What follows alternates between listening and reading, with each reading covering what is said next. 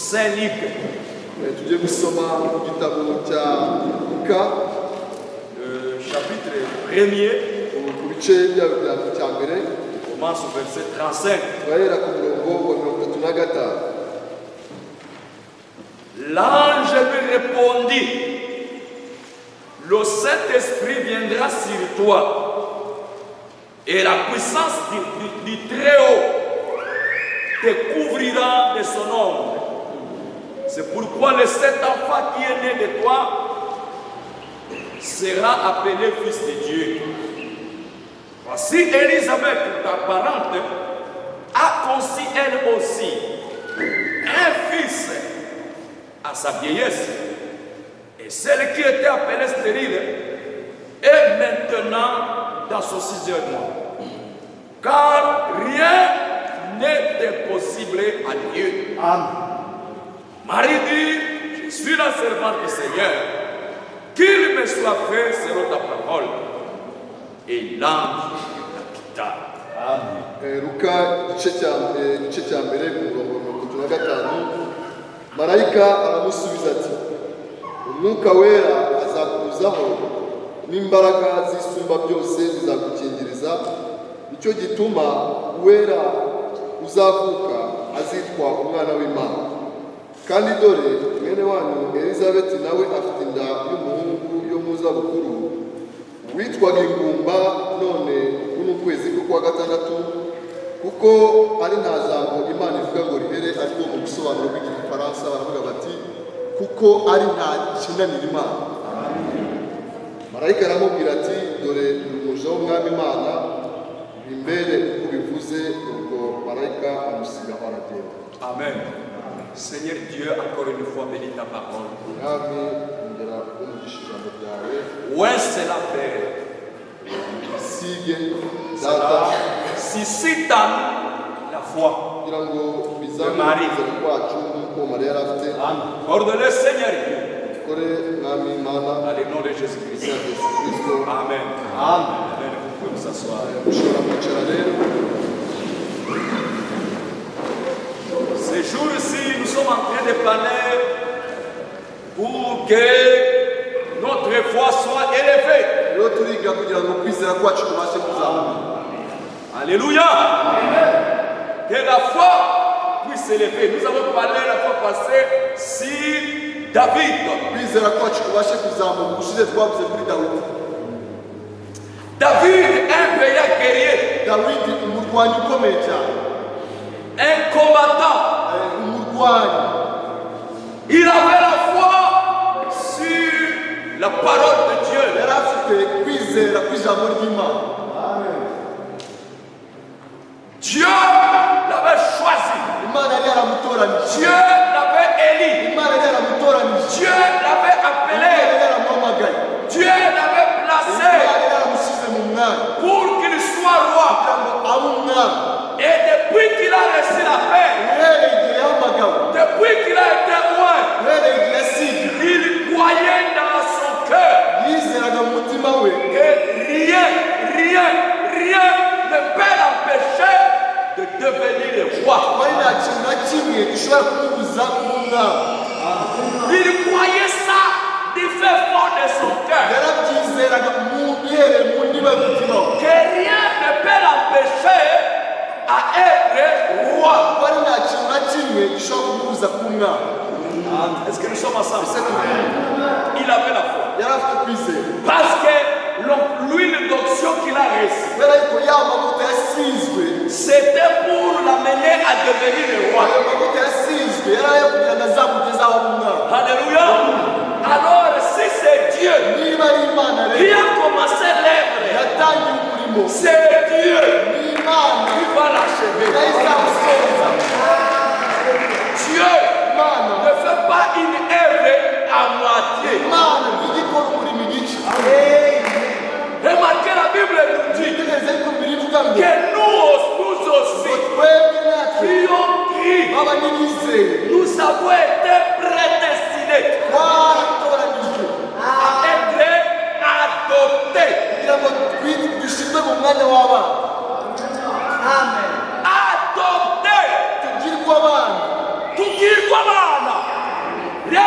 kintu na kimwe cyakubuza kuba abana b'Imana. Nta kintu na kimwe cyakubuza kugera mu myanya yacu. Arriver à notre place. Il n'y a rien. Alléluia. Alléluia. C'est pourquoi David, David, en ayant cette foi, il a tué l'ours. Amen. Après avoir tué l'ours, il a aussi tué le lion. Amen. Maintenant, Goliath est venu. Goliath qui faisait trembler tous les enfants d'Israël. Ils tremblaient.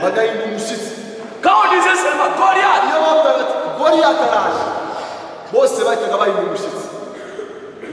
alléluia. Goliath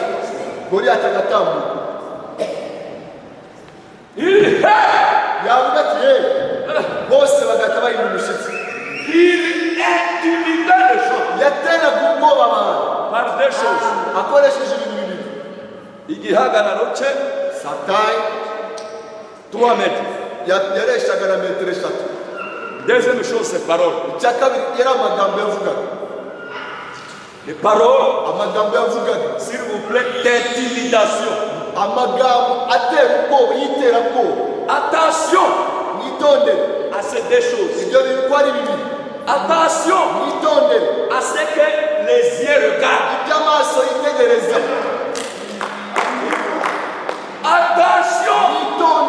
ce que ces yeux regardent. Ça peut te faire peur. Et si je dis ce que les yeux regardent, ça veut dire beaucoup de choses. Ça veut dire le résultat du médecin. C'est les yeux. C'est ce que tu regardes. Et attention aussi de ce que tu écoutes. Toi, tu n'arriveras à rien. Toi, tu ne réussiras pas. Toi, tu vas tomber malade. Toi, tu ne vas pas te marier. Toi, tu n'auras pas d'enfant. Toi, tu ne seras pas élevé. Toi, c'est attention. Amen. Ça influence. Ce que tu regardes, ce que tu entends, moi nous allons tout dire. nous dit que ce que tu regardes, ce que tu entends, c'est ce que tu es. Amen. Amen. Les paroles d'intimidation. Si tu donnes ça trop d'importance, tu n'arriveras nulle part. Quelqu'un te dit, dans notre famille, on n'avance pas. Dans notre famille, nous avons la malédiction.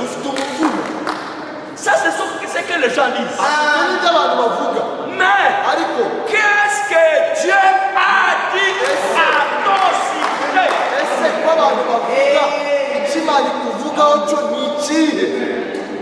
Nitwumve amagambo ya Satani, twumve iby'Imana ituvuga.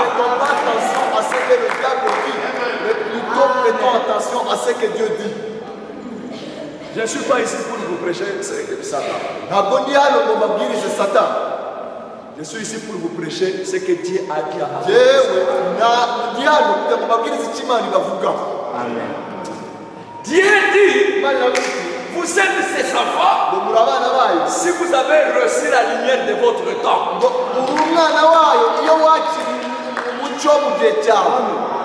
Il peut dire Amen. Au mieux reçu la lumière. Oh, je suis heureux d'être au milieu de gens qui ont reçu la lumière de leur temps. Est-ce que nous sommes ensemble? Goliath dit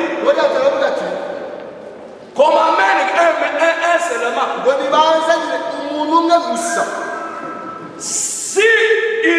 gagne naramuka anesheje toute mon église ici, itorero ryanjye ryose riteranira toute mon armée izi ngabo zanjye zose deviendra le vôtre. zizahinduka izanjye. Quand les gens venaient, abantu bo bazaga bakubita ijisho gusa. quand ils observaient seulement Ils disent non, non, bagahita bavuga bati oya oya oya, ntawamuhangara, personne ntawamushorora. ne peut l'affronter. Bose bagatinya, bagenda umushyitsi. Tout le monde avait peur. Mu bana b'Isirayeli, Dans les enfants d'Israël, Bibiliya itubwira ngo umuntu wari muremure yari umwami Sawuli. plus élancé était le roi Saoul. Ariko Goliyati yari muto. Goliath était plus élancé que lui. Maintenant, Ariko je ne fais que répéter. ndikongera kubisubiramo. Maintenant, Noneho Goliath vient Goliath akaza avec l'intimidation parce qu'il est afite iterabwoba, Il dit, akavuga ati amenez-moi quelqu'un. Amenez-moi. hakabura n'umwe. Mais cela est tombé dans une oreille. Noneho Ah, madame. iryo terabwoba riza kugwa mu gutwi kumwe, Un jeune enfant riza kugwa mu gutwi k'umwana muto w'umusore qui connaissait sa position, wari uzi umwanya we, qui était bien enseigné, wari warigishijwe neza, qui était appelé, wari warahamagawe, wari wahamagawe. était appelé. Alléluia. Il écoute Arabyumva et il dit, aravuga ati comment pouvez-vous accepter ese ni gute mushobora kwemera qu'un circoncis ko umuntu utarakebwe puisse défier abasha gukabiriza l'armée de Dieu vivant? gukabiriza ingabo z'Imana nzima ihoraho? Nous sommes des circoncis. Twebwe twarakebwe, Et vous savez, dans l'esprit, nous sommes des circoncis, n'est-ce pas? kandi muzi ko natwe mu buryo bwo mu mwuka twarakebwe. La circoncision, c'est le Saint-Esprit. Gukebwa bigera mu mwuka wera. Amen. Comment est-ce que vous pouvez accepter Ni gute mushobora qu'il kwihana puisse défier abasha gukabiriza quelqu'un? umuntu? Alléluia. Alléluia. Alléluia. On dit toi qui exagères petit. Toi, Baravuga bati wa musore wowe ufite ubwibone uri gukabya, tu veux te montrer seulement. wowe urashaka kwigaragaza Rentre à gusa. la maison, dit non. Subira imuhira, Vous connaissez l'histoire. muzi amategeko Maintenant, byayo. quand il est arrivé devant Goliath, Mbere ya Goliyati, Goliath dit, Goliyati aravuga ati parce que chaque matin, kuko buri gitondo même communiqué, buri gitondo byari byaterabwoba rimwe yahoraga batangariza iryo terabwoba rye. toujours, buri munsi asubiramo toujours, cya kintu kimwe, toujours, buri munsi buri munsi buri on munsi avait dit, baravuga ati un mensonge, ati ikinyoma plusieurs fois répété, ikinyoma gisubiramo inshuro nyinshi gihinduka ukuri. c'était seulement byari intero yari imwe, nta muntu wamushobora, nta muntu wamushobora. mais je n'ai le courage. ariko jyewe mwumva umwese wa Dawidi Il dit, moi je peux aller. aravuga ati njye namuhangara. Non, on porte les tenues. Ambara imyenda y'intambara, Ça pèse beaucoup. atari ko se ko muri Je ne suis ndemereye, pas habitué à ça. ntabwo menyereye iyo myenda njyewe. Débarrasse-moi de ça. Nimunyize Débarrasse-moi des séminaires. nimunyize Débarrasse-moi de la théologie. nimunyize Débarrasse-moi des choses folles. nimunyize ibintu byinshi. J'ai une expérience. Njyewe imyitozo, J'ai l'option. njyewe umuzigo, J'ai la vie de Christ. ubuzima bwa Kristo. Alléluia. ese turi hano, Il regarde. aritegereza. Amen. Goliath dit, Goliyati aravuga ati il voit un enfant venir. aza kubona umwana aje. Excusez, il n'a pas dit que lui c'est chien, mais il dit, est-ce que moi je suis devenu un chien? mu mutega amatwi neza mwitondere yuko ntabwo Goliyati ari we wise Dawidi ngo ni imbwa, ahubwo yaravuze ati ese ndi imbwa kugira ngo munyohereze umwana muto nk'uriya? Niwe wabyise ngo ni imbwa. Suis-je un chien? Ese ni imbwa Pour que vous m'amenez cet enfant. kugira ngo munyohereze umwana Moi, muto? l'enfant aujourd'hui, Wa mwana muto uyu munsi je vais t'exposer devant moi. ndakubagira ibisiga. Ça c'est une intimidation. intimidation. ibyo ni iterabwoba. Niba hari ikintu Satani azi, S'il y a quelque chose que le diable le connaît, diable est expert dans l'intimidation. niba hari ikintu Satani azi gukora neza, ni ugukora icyo bita iterabwoba. Mais weye kamata l'intimidation yake, ariko wowe ufata iryo terabwoba fata iterabwoba bwa Satani uwihindura ubusa.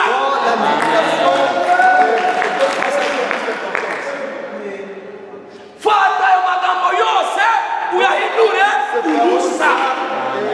Considère ça comme si c'est rien. Ushingiye kuki ijambo ry'Imana. Base de quoi? Sur base de la parole de Dieu. Alléluia. Dieu a dit que je serai roi. Alors comment tu peux me dire? C'est impossible. Imana kurabuze ko nzaba umwami, ni gute ushobora kumbwira kuri bunyice? Ntabwo bishoboka. J'aime les chrétiens qui disent, Njye nkunda abakristo bavuga bati, moi rater le ciel c'est impossible. ati ngewe kubura ijuru ntabwo bishoboka.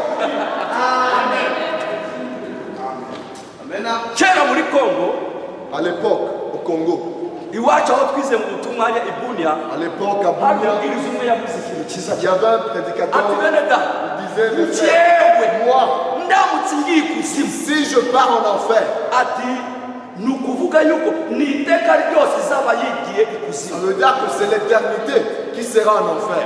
Je n'ai jamais oublié cela, c'est plus de 30 ans. Sinigeze mbibagirwa kandi hashize imyaka irenga 30. Muzi impamvu yabyo? Vous savez la Parce raison. qu'il a compris Kubera ko que yasobanukiwe yuko yahindutse igice cy'Imana. Niba buri gice cy'Imana kujya ikuzimu ni ukuvuga ko Imana nayo aller en enfer, c'est Dieu aussi est en enfer. pour montrer que c'est impossible Ntabwo que bishoboka. j'aille en enfer. Ntabwo bishoboka. Qui peut dire amen? C'est ça les réponses à dire à Satan. Ibyo ni byo bisubizo ugomba guha Et Satani. quand tu parles comme ça, Kandi iyo uvuga utyo tu ne tomberas pas dans le péché. ntabwo uzagwa mu cyaha. Ntabwo uzagwa mu cyaha kuko Parce que uzi igihagararo cyawe. tu connais ta position. Njyewe Moi, nzajya mu ijuru, j'irai au ciel. nta kintu na kimwe kizambuza Pour m'empêcher kujya mu ijuru. d'y aller. Aller au ciel. Alléluia. Alléluia. David dit Dawidi aravuga ati, uje mu izina tu m'affrontes dans ry'icumu ryawe, uje witwaje icumu, uje witwaje umuhoro, ariko je mu izina je ry'Uwiteka. t'affronte au nom du Seigneur. Mu izina rya nde? Au nom de qui? Ry'Umwami Yesu. Du Seigneur Jésus-Christ. Ry'Uwiteka. L'Éternel. Uwiteka Imana nyiringabo. L'Éternel des armées. Ati uyu munsi Aujourd'hui, ngiye kugucira. je vais te couper la tête. Haleluya. Aratu. Il a confessé. Arizera. Aranga. Ibyo yavuze Il a biraba. confessé en ses paroles. Et cela s'est accompli. Nawe nizere. Toi aussi, Kuba toi uti seulement, oui. umwana w'Imana. Je suis l'enfant de Dieu. Urubyaro rwa Je Aburahamu. suis la postérité d'Abraham. Sinzakena Je kuko Uwiteka parce que l'Éternel, niwe abere l'Éternel, c'est lui. Amen. umushumba wanjye. C'est lui Umwungeri mon wanjye. berger. L'Éternel est mon berger. Ntacyo uzakena. Je ne manquerai de rien. Wowe urareba ntabwo toi tu regardes. uzabaho erega waje kwerekeza abandi ntabwo naje kwerekeza Je abandi ne suis pas ici pour accompagner les autres.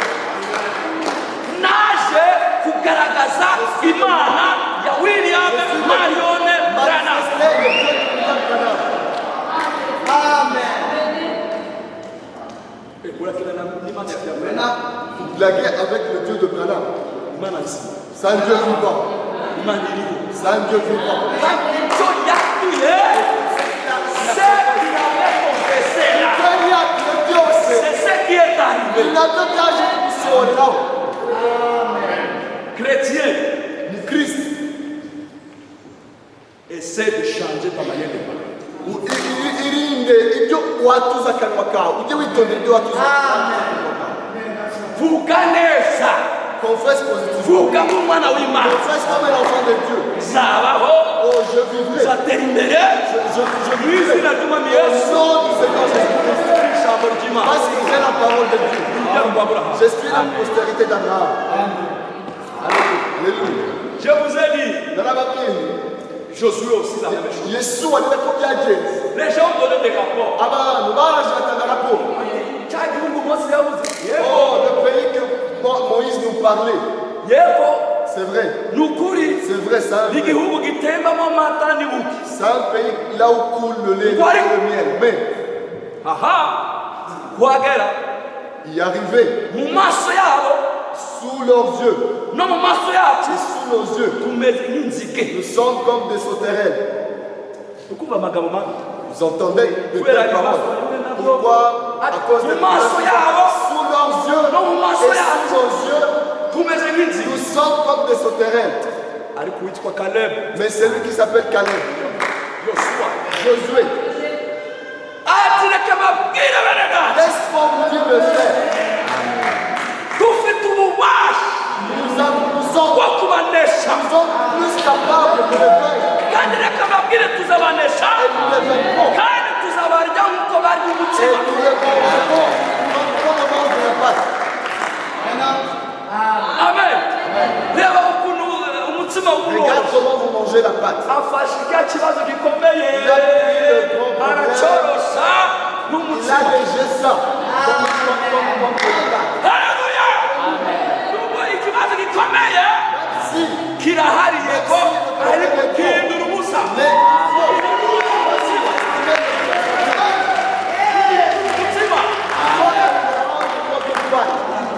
Ibyo satani abakora ikintu ubukanga gusa kugira ngo bihumanya kugira ngo bihe agaciro bihindura ubusa.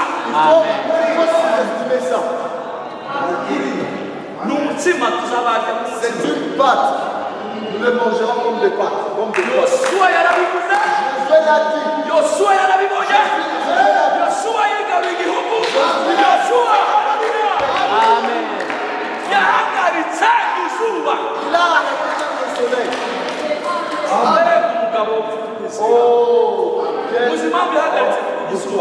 Vous savez pourquoi il a arrêté le soleil? Parce que le talent l'a dit.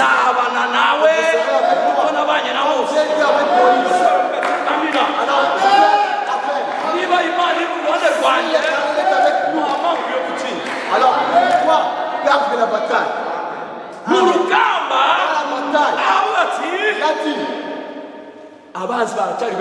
Les ennemis sont encore plus nombreux.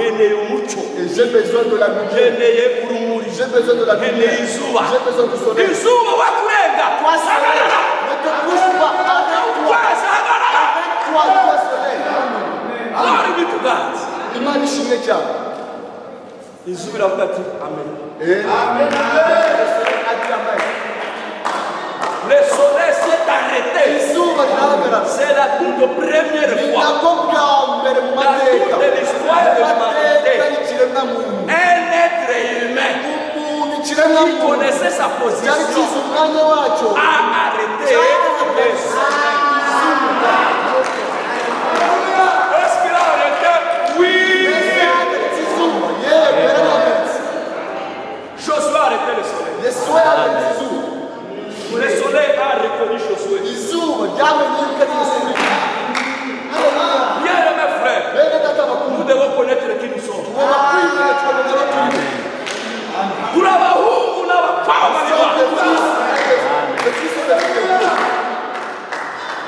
Josué a arrêté le soleil. Il a arrêté le soleil. C'est un grand miracle, non? Cette semaine, j'ai eu l'inspiration. Je voulais vous prêcher ce matin. J'avais l'idée de prêcher sur la foi qui déplace des montagnes.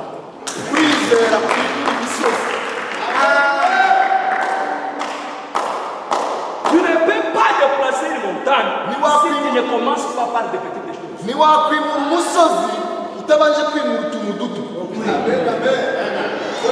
Je vous dis, la foi grandit.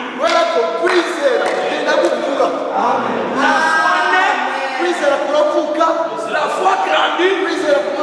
La foi atteint la perfection.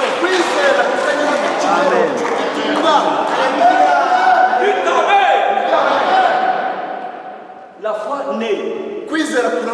ça grandit, ugakura, ça arrive à la maturité. ukagera no ku kigero cy'ubukure. Alléluia. Alléluia. Alléluia. C'est pourquoi Niyo mpamvu commence d'abord à croire au mot des têtes. banza wizere yuko ushobora kwirukana uburwayi bwo mu mutwe, kurwara umutwe, uburwayi umutwe ukaba wabyirukana.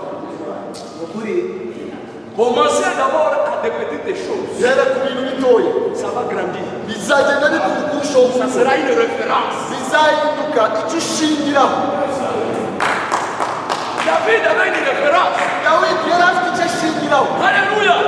Le même Dieu. Y'Imana imwe, Le même Dieu y'Imana imwe, qui m'a sauvé yari yanyujije de l'ours, ikangiza idubu, des lions, ikangiza intare, renversera Goliath. nayo izangiza Goliyati.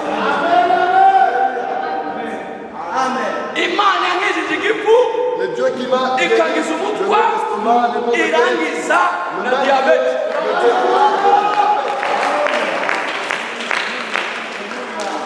Alléluia. Imana namukije ahangaha Le Dieu qui m'a anyura mu bubasha bwayo n'ahanga izaguza n'ahandi izaguza n'ahandi izaguza. Alléluia. Qu'est-ce que Dieu a fait dans ta vie? ese icyo Imana yakoze mu buzima bwawe ni iki? Réfère-toi. No, ugomba kugira icyo ushingiraho yakoze mbere. Quand tu pries du Seigneur, Iyo uvuze Imana ukavuga Imana, ndibuka yuko je me souviens wigeze uhura muri iki kibazo. et parlait ce problème. Nari mfite iki kibazo mwana. J'avais tel problème. None Alors, iki ngiki ce problème ntacyo aussi, kibuze imbere y'amaso. ça vient devant tes yeux. Uzajya twibutsa Imana Rappelons Dieu, dans la prière. nisengesho, Toi qui m'as aidé wewe wamfashije avec la cigarette, kunesha ibitabi, j'ai encore un autre problème. dore mfite ikindi kibazo, Que tu puisses vaincre cela. nacyo ukineshereze kuba Le même Dieu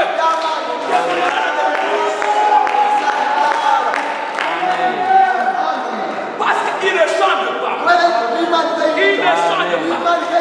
Le prophète dit le plus grand miracle, c'est le salut. Alléluia. Amen. Oh Dieu, c'est le même Dieu qui peut changer. C'est le même Dieu qui peut. Amen. Il fait là.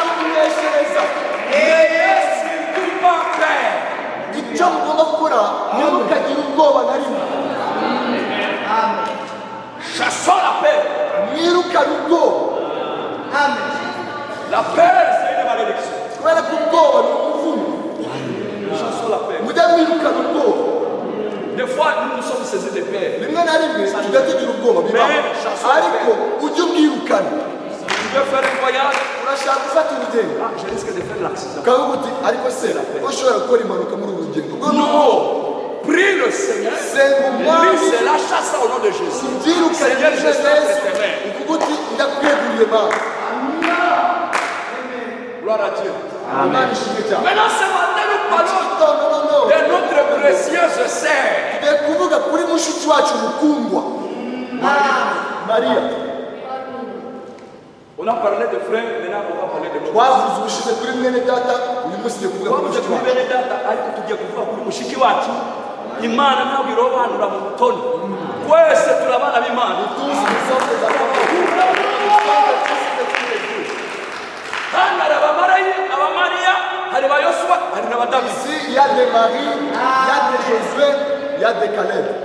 Amen.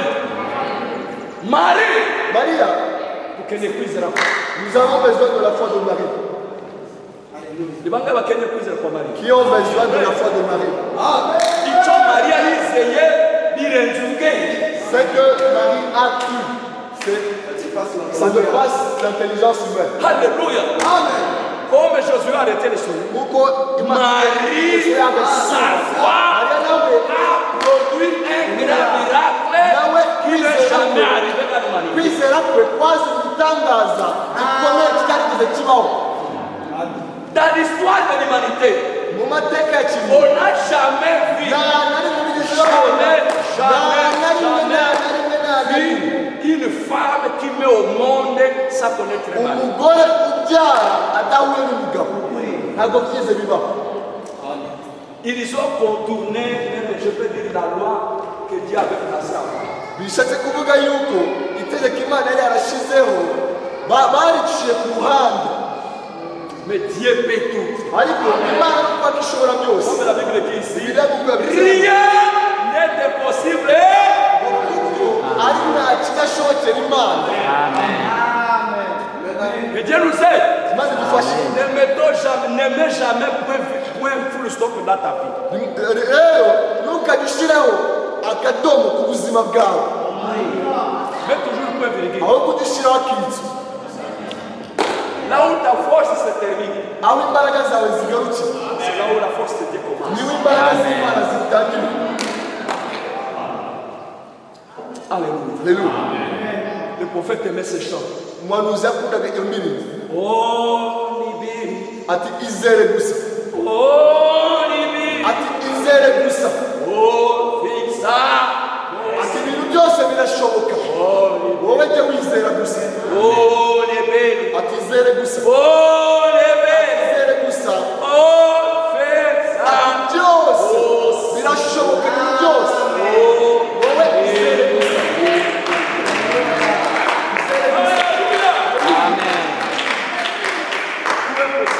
byose birashoboka kubizera. Peut-être je te parle ce matin, il y a un problème. wenda ni wowe ndikubwira muri kino gitondo ufite ikibazo. Tu peux croire. ushobora kwizera All things are possible. byose birashoboka, Cause we believe. byose bishobokera bizera. Alléluia. Moi seulement. izere gusa. Marie, Mariya elle a dit quoi? yavuze iki? Qu'il me soit fait comme tu es. ati bimbere nk'uko wabivuze, Et cela soit fait comme tu l'as dit. ati bimbere nk'uko wabivuze. Oh, tu peux dire Amen. ese ukabivuga. Le prophète raconte cette histoire. umuhanuzi arimo arabara inkuru. Vous connaissez l'histoire. muzi inkuru. Marie et Joseph, Mariya na Yosefu c'était des fiancés. bararambagizanaga, bari abafiyanse. Et au sabbat, ils sont allés à l'église. umunsi umwe bajya ku rusengero isabato, Ils quittent l'église. bakava ku rusengero. Marie, la fiancée, Joseph, Mariya n'umufiyanse we Yosefu il ne parlait pas des choses bonnes. ntabwo bavugaga ibintu by'isi. Il parlait du message qu'ils ont écouté. noneho bakagenda baganira ubutumwa bumviye ku rusengero ku isabato. Alléluia. Alléluia. Quand les enfants de Dieu se réunissent, ils parlent. rero iyo abana iyo bahuye bagomba kuganira ibintu by'Imana. Le prophète dit, umuhanuzi aravuga ati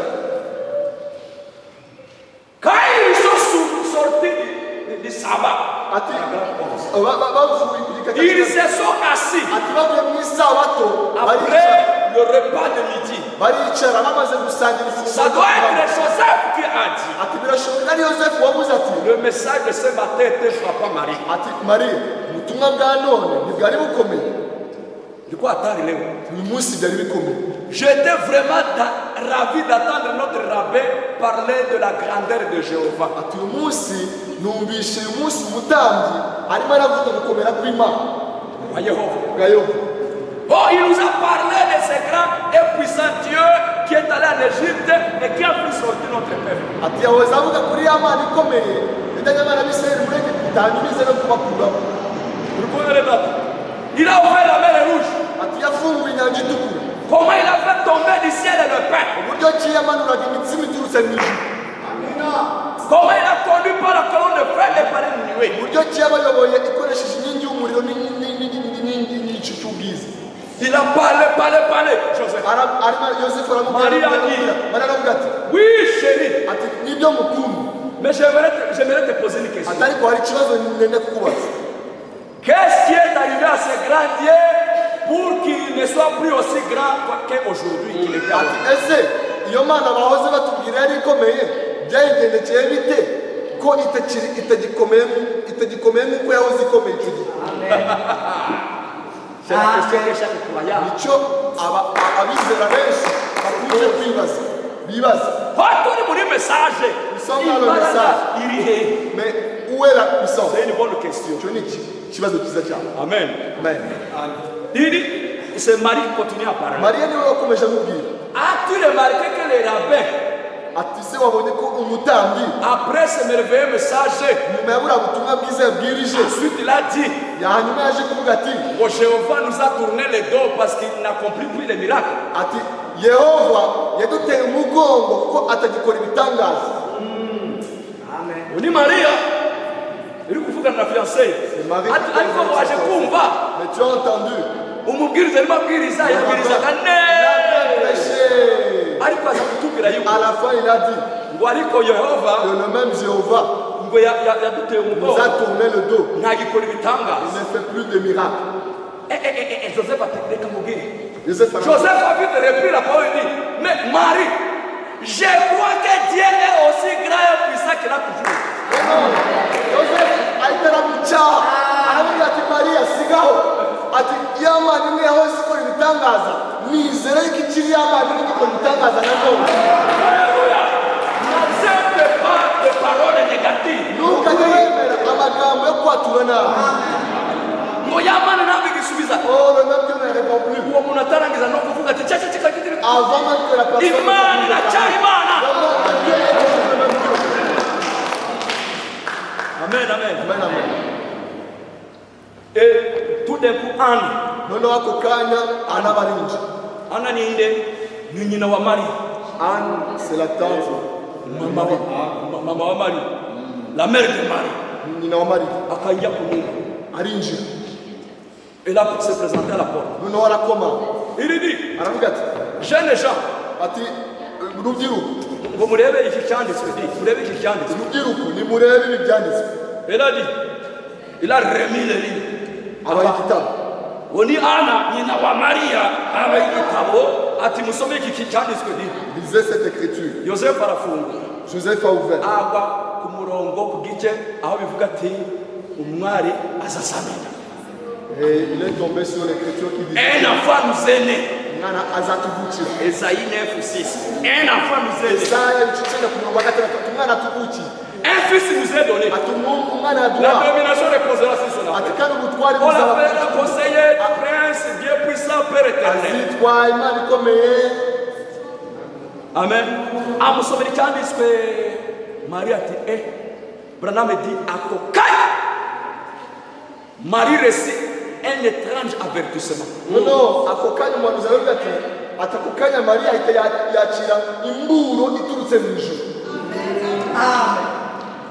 Gloire à Dieu.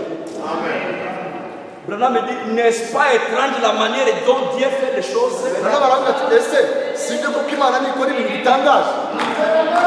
Quand elle a écouté cette Amaze écriture, kumva icyo cyanditswe. Marie Caleb, Mariya amaze kumva icyo cyanditswe. elle a dit quoi? Aravuga ati Elle a dit, Joseph. aravuga ati Yosefu. Niki chérie. Joseph. Ati Yosefu. Hari amasezerano bakubwira. Il y a des promesses qu'on vous dit. Numve la suite. Mwumve uburyo byahe. Joseph l'a regardé. Yosefu aramwitegereza. Akubise amaso Maria. Quand il a observé Marie, Abona Maria yahindutse. il a vu Marie. Marie était chantée. Maria yahindutse mwiza.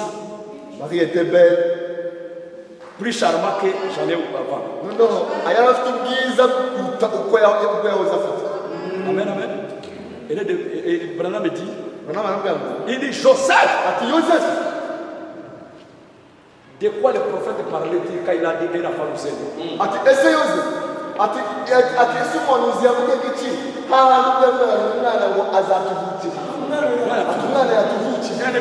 Ati umwana yatuvukira yavuga iki? Il dit, qui est ce fils? Ati uwo mwana w'umuhungu ninde? Uzatuvukira ninde? Uwo mwana watuvukiye ninde? Oni Marie ukubaza. Ni Marie uri kubaza. Joseph l'a regardé de lui. Yosefu arongera aramwitegereza. Il a dit, mais bien ma chérie, Aramubwira ati mukuru. les prophètes parlaient du Messie qui vient. Ati umuhanuzi yavugaga Mesiya uzaza. L'espérance d'Israël. Ati ibyiringiro bya Isirayeli. Tu sais, Marie, Ati bazi Mariya. tout au long des âges, depuis Moïse, Ati uhereye ibisekuru byose uhereye nous attendons avec impatience la venue de ce Messie. ati dutegereje twihanganye kuza kwa Mesiya. Quand il viendra, Ati utazaza il nous délivrera azadukiza. de l'esclavage Azatubohora de ububata. ses Romains. Ububata bw'Abaroma.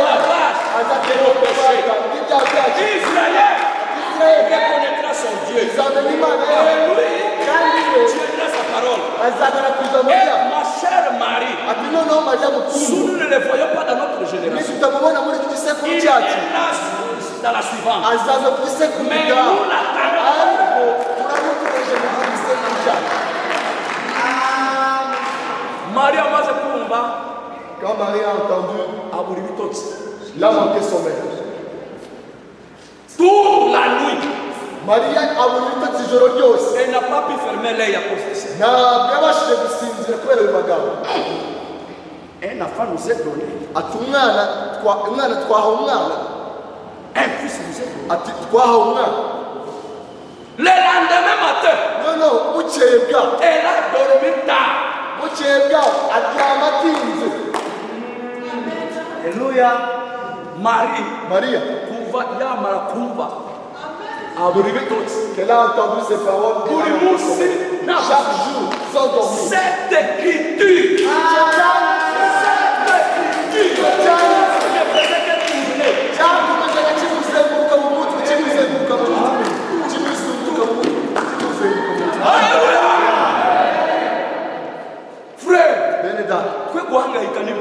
tuhangaikishwe n'ijambo ry'Imana. Ne nous soucions pas des choses du monde, mais plutôt soucions-nous des choses de Dieu. Ariko je veux survivre. tekereza ku masezerano y'Imana. Tu as forcément aux promesses de Dieu.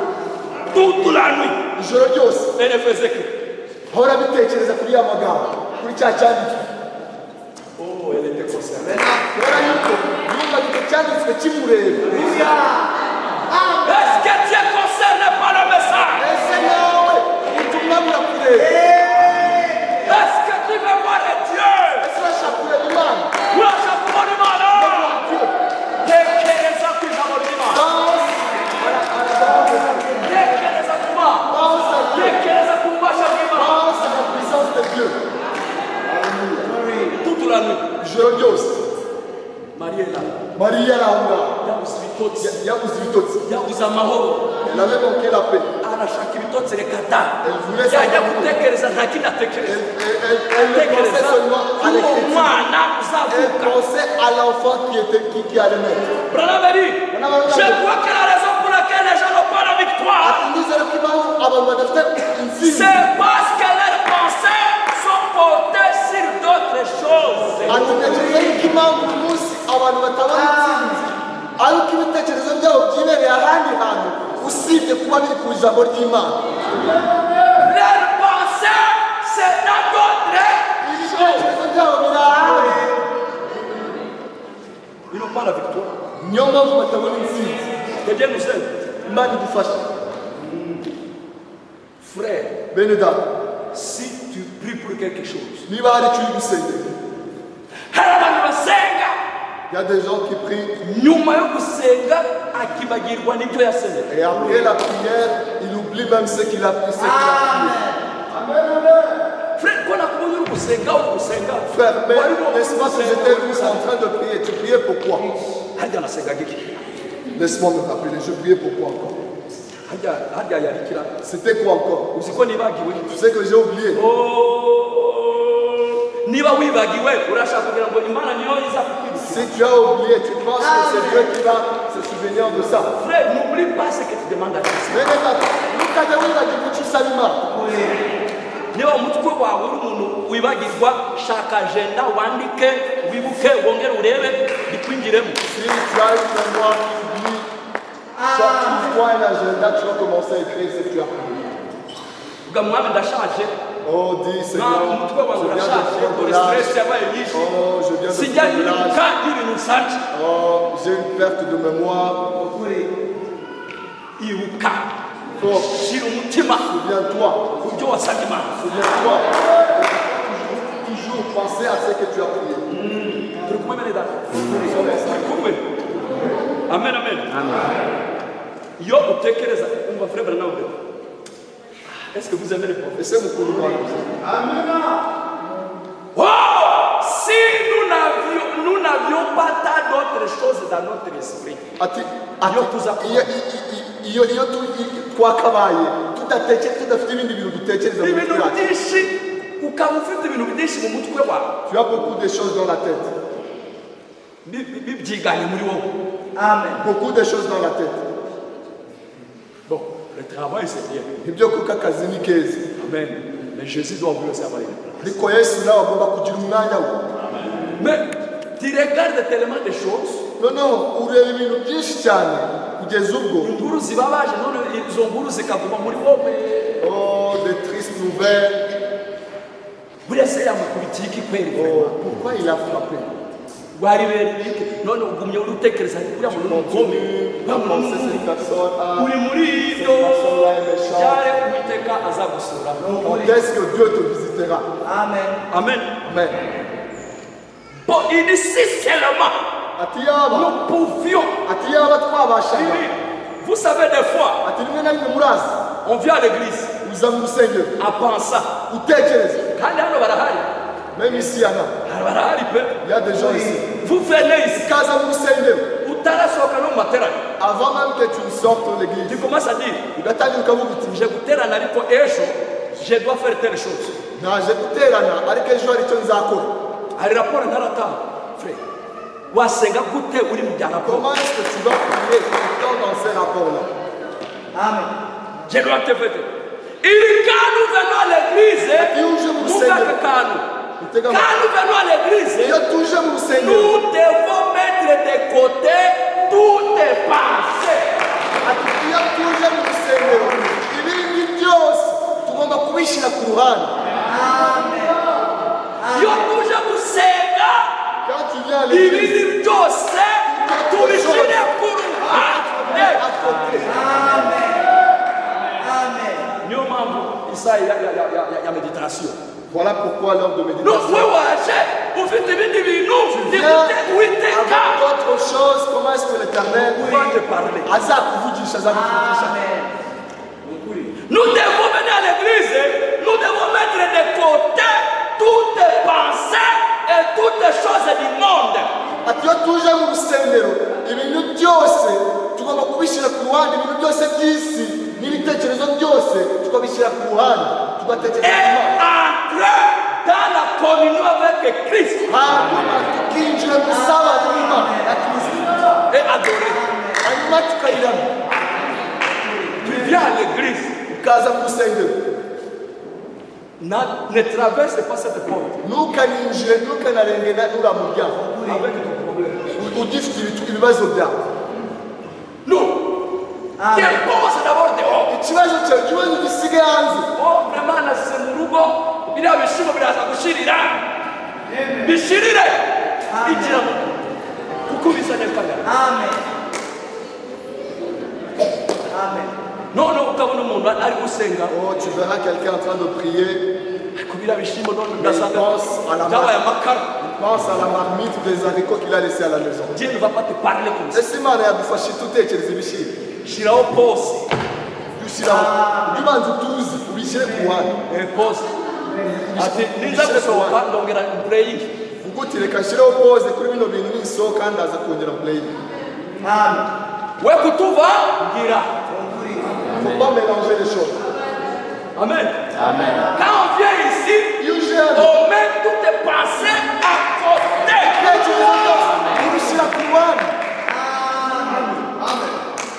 Ese mwari muzi ko mushobora no kutuvangira. Vous savez que vous pouvez même nous influencer. Amen. Niba babiri bari mu mwuka. Si Wowe deux sont ijana en esprit bari et mu bibazo. 100 sont emportés par des problèmes. Amen. Na wa wundi wari mu mwuka nawe. Même celui-là qui était en esprit, il sera influencé par vos problèmes. Ariko inama y'umuhanuzi. Mais le conseil du prophète, c'est que nous tous Parika byose. devons mettre tout de côté Winjire mu mwuka. et entrer en esprit. Bisabane na Kristo. Haleluya.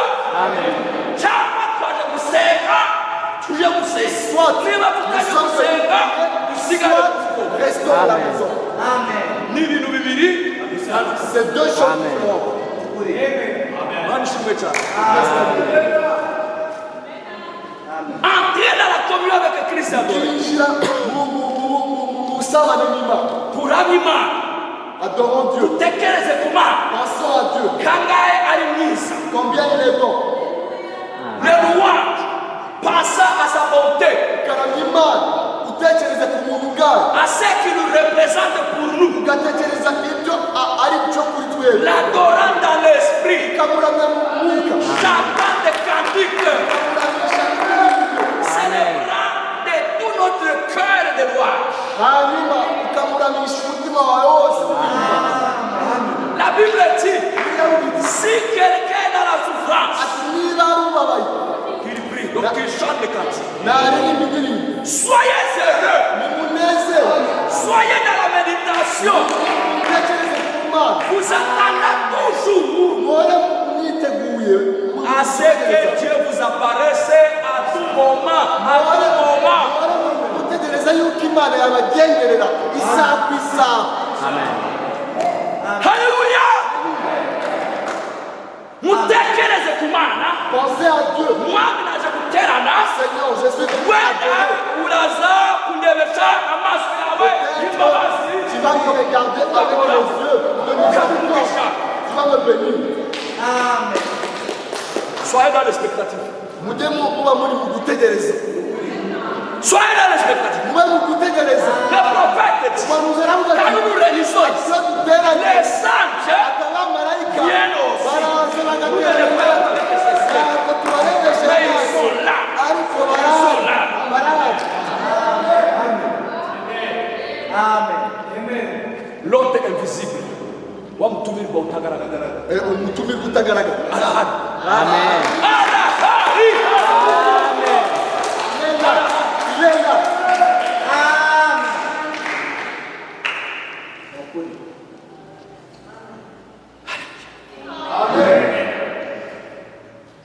Mettez toutes les pensées. Ibitekerezo byose mujye mubishyira ku ruhande. Disons la Bible. Reka dusome Bibiliya. Proverbe. Reka dusome mu migani. Proverbe.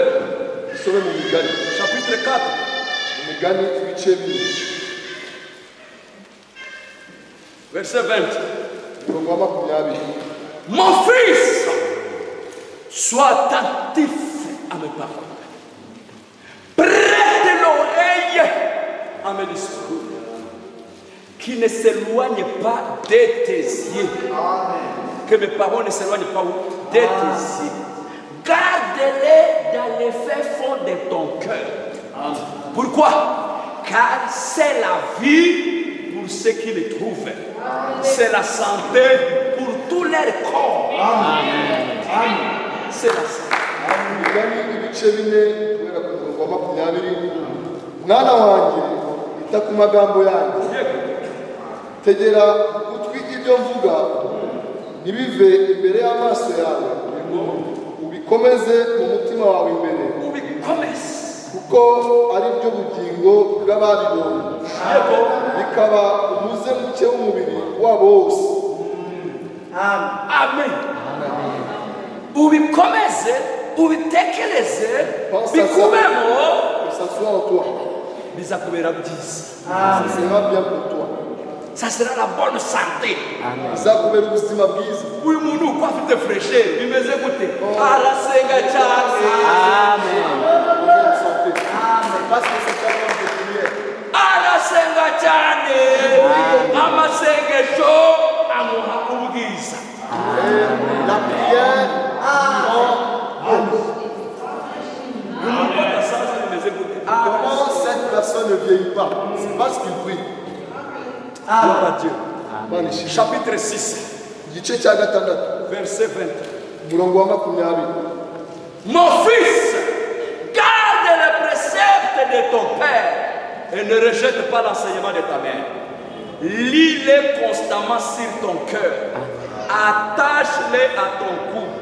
Ils te dirigeront dans ta marche. Ils te garderont sur ta couche. Ils te parleront à ton réveil. Mwana wanjye komeza icyo so yagutegetse kandi we kureka icyo nyoko yakwigishije. Uhore ubikomeje ku mutima wawe, ubyambare mu ijosi, nugenda bizakuyobora, nujya kuryama bizakurinda, kandi nukanguka bizakubwiriza. Lorsque pour les paroles des croyants, le père et le papa là, vous pensez qu'ils sont des païens. Chapitre 7, verset 1er. Mon fils, retiens mes paroles, garde-toi avec mes préceptes, observe mes préceptes et tu vivras. Garde mes enseignements comme la prunelle de tes yeux. Lis-les sur tes doigts, écris-les sur la table de ton cœur. Ibice birindwi guhera ku murongo wa mbere. Mwana wanjye komeza amagambo yanjye kandi amategeko yanjye uyizirike. Komeza amategeko yanjye ukunde ubeho, n'ibyigisho byanjye ubirinde nk'imboni y'ijisho ryawe.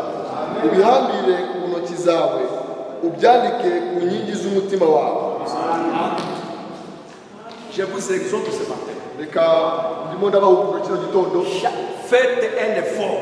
Mugire umwete Au nom wose. de Jésus-Christ, faites un effort Mugire umwete wose de lire un chapitre chaque jour. wo kujya musoma byibura igice kimwe cya Bibiliya buri munsi. Amen. Tu deviens ce que tu lis. Tu deviens ce que tu regardes. Uhinduka icyo usoma, uhinduka icyo ureba. En fait, raconte une histoire. Waruza abari muri. Vous voyez David ici, Urabona Dawidi hano sur ces statues, c'était la parole de Dieu. kuri sitati za Dawidi byari ijambo ry'Imana gusa. Sur le mur, Umuta lis-les sur ton doigt, lis-les, tu vois, partout.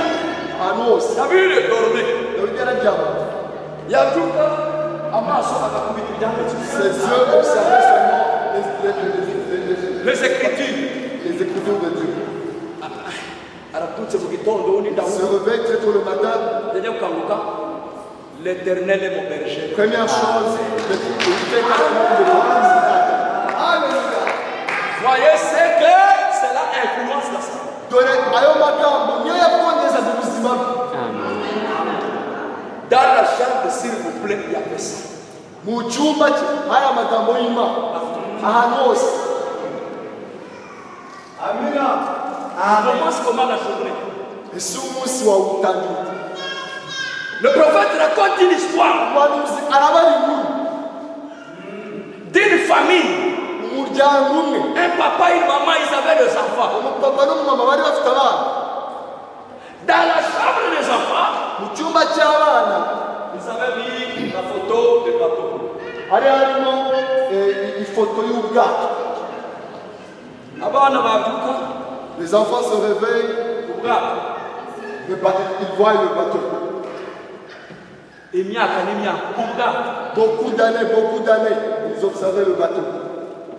D'une manière, amen, dans leur circoncision, Noneho mu buryo cela a impressionné leurs esprits. mu buryo ki ibyo byaje gukongeza ibitekerezo byabo, C'est entré en eux.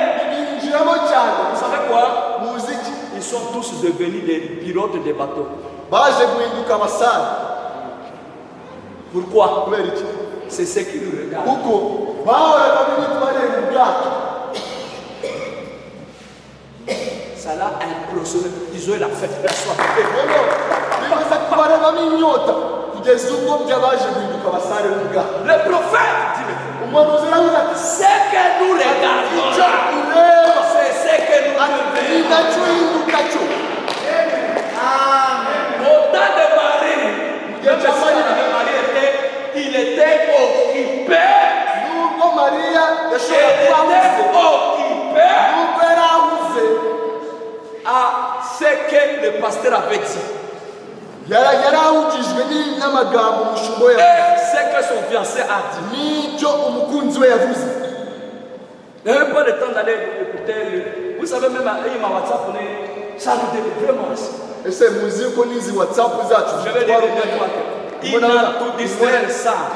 Izi mbuga Il a tout nkoranyambaga déconcentré. usanga zitumaramo imbaraga zigatuma duhugira muri zo. Nous disons, Même deux fois, tu es emporté du message que tu viens de lire au lieu d'appeler la personne que tu viens. N'oublie. Je me retiens. Laisse pas que je voulais appeler quelqu'un. Regarde, voici un message. Ça t'emporte. C'est une puissance. Or, c'est ça le temps dans lequel nous sommes. Tout, c'est dans les réseaux. Tout. Dans cet âge ici, il faut que tu la marches à mesure.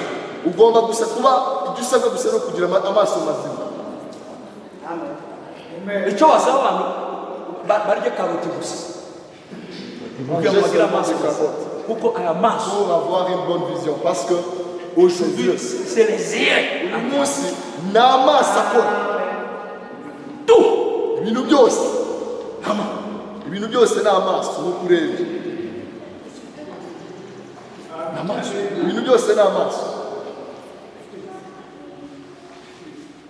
Urashaka kugura imyenda? Reba. Tu veux acheter des habits? Voici. Urashaka kugura isamaki? Hari umuntu wayiposite. Acheter un poisson? Voici le poisson est là. Urashaka kugura imodoka? Reba. Tu veux acheter une voiture? Voici la voiture est là. Plus question d'aller même au marché. Nta mpamvu yo kujya no ku isoko. Ibintu byose baba bikwegereje. Voilà abantu bagomba kurya karoti. Voici pourquoi les gens doivent manger des carottes. Pour avoir une bonne vision. Tout le travail des yeux. Ibintu byose akazi amaso. C'est pourquoi nous devons veiller. Niyo mpamvu tugomba kuba maso.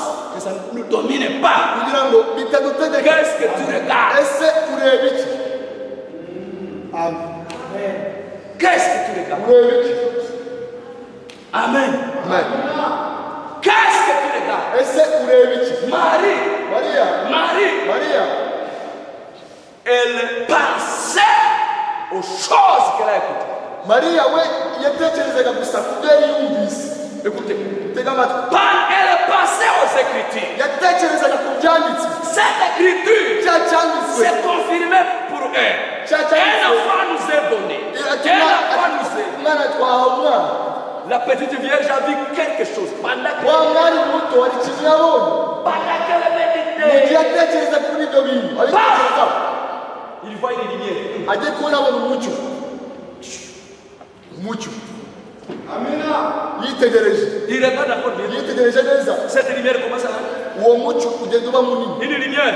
Umucyo. Branham dit, je n'ai pas de doute dans mon esprit. Ati ntabwo ushidikanya mu bitekerezo byanjye. Donc c'était la colonne de feu. Ko yari uwo mucyo wari inkingi y'umuriro. C'était une lumière. Wari umucyo umucyo. Un ange s'était né là. Ajye kubona abona havuyemo umumarayika. Le puissant de la prière. Gaburiyeli ikomeye. Cela a frayé la demoiselle. Noneho bitera ubwoba wa mukobwa muto. Elle a dit, je te salue Marie. Aravuga ati ndakuramukije Mariya. L'ange a dit quand? Mariya yaje, marayika yaje ryari? Pendant qu'elle pensait. Marayika yaje ubwo Mariya yari waratekereza. Il doutait que les hommes. Il devait tout faire là-haut.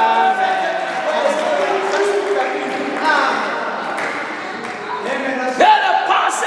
Ari waratekereza. Plus elle pensait. Yarushijeho gutekereza. L'ange aussi venait. Niko marayika nawe yaza. L'ange venait. Marayika niko yaza. Alléluia. Avant qu'il devienne vraiment physique, Mbere yuko agaragara mu buryo bufatika, c'était la lumière. yabanje kuza ari mu ishusho y'umucyo. Nana me dit, vous voyez pourquoi on n'a pas de songes, on n'a pas des anges? Murabona impamvu tutakigira ijosi, tutakigira kugendererwa n'abamarayika. Kubera ko ibitekerezo byacu Et adonne des usanga choses. byibereye mu bintu. Ese gute Il peut te visiter. gute wagendererwa na marayika kandi usanga ibitekerezo byawe byibereye mu bintu by'isi. Wowe kureba ukuntu APR yatsinzwe Tu vois comment APRFC a gagné Ulikwishima cyangwa se kubabara? Tu te réjouis ou bien tu es triste? Comment tu auras l'âge? Ese malaika azakugenderera. Comment tu auras l'âge? Ese malaika azakugenderera. Pendant que tu es dans les M23. Kandi wewe wibereye muri amakuru ya Toute la M23. journée. Amakuru yose umwanya umunsi wose wibereye ku makuru ya M23. La méditation, frère. Gutekereza kuri Imana bene data C'est très important. ni iby'ingenzi cyane. Ça amène la présence de Dieu. bikurura kugaragara kw'Imana. Alléluia. Alléluia. Là, il se tenait là. Malaika yari aho ngaho. Amen. Amen. Là, il se tenait là. Malaika yari aho ngaho. Parce que les pensées. Kubera ko ibitekerezo bye, Amen. La puissance de la pensée. imbaraga zo gutekereza. Que Dieu vous bénisse et vous qui êtes dans les choses de Dieu. Imana ibaha umugisha mwe muhora mu bintu by'Imana.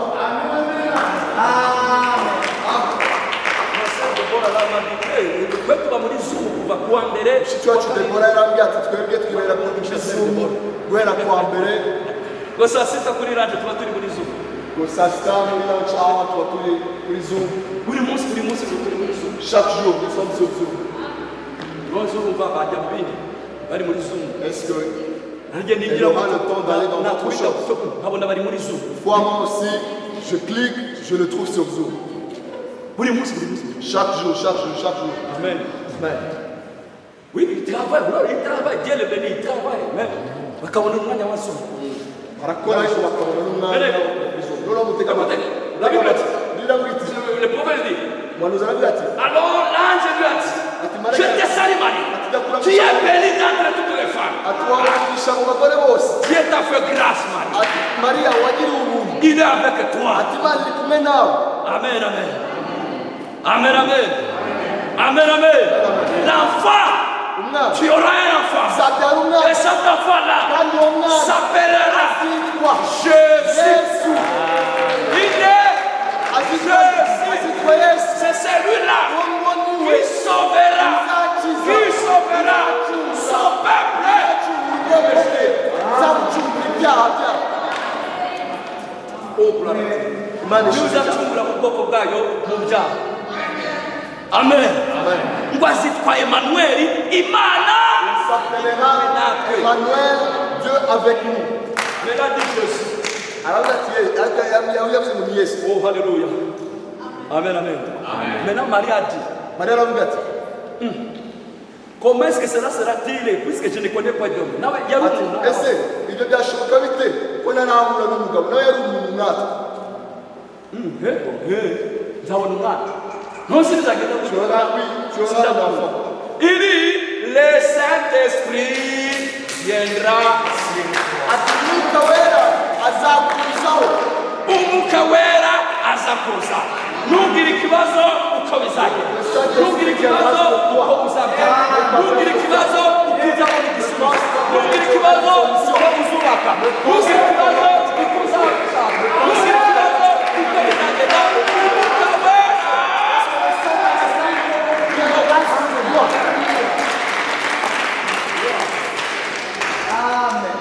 Ntugire ikibazo Ne pense pas. nziga gute. Oh, comment je vais. Ntugire ikibazo uzasenga gute. Comment est-ce que je vais prier? Bene data bashiki bacu. Frères, mes soeurs, Nubwo bikomeye nubwo bavuga ati même birarangiye si burebe. les temps sont Ntugire difficiles, ikibazo mais n'aie umwuka pas wera peur. azabacira inzira. Ntugire ikibazo umwuka wera afite igisubizo. Ntugire ikibazo N'aie pas aucun problème. tuzasenga gute ko bavuze ko hari ibintu bidashoboka. Les Ntugire gens ikibazo umwuka wera azaza. Le Saint-Esprit.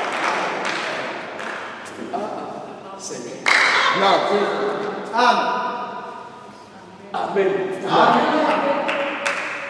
Amen. Ese buriya bizagenda gute Oh, tel. kombona Oh, binaniranye tel. Quel sera baragerageje son sort? ntabwo bigeze bibaho. Ntugire ikibazo. N'aie aucun problème. Dieu sait comment consoler. Imana izi uburyo ki ihumuriza. Il est le Dieu qui dit Imana iti ne crains pas, ngo witinya, ne crains pas, witinya, ne crains pas, witinya, ne crains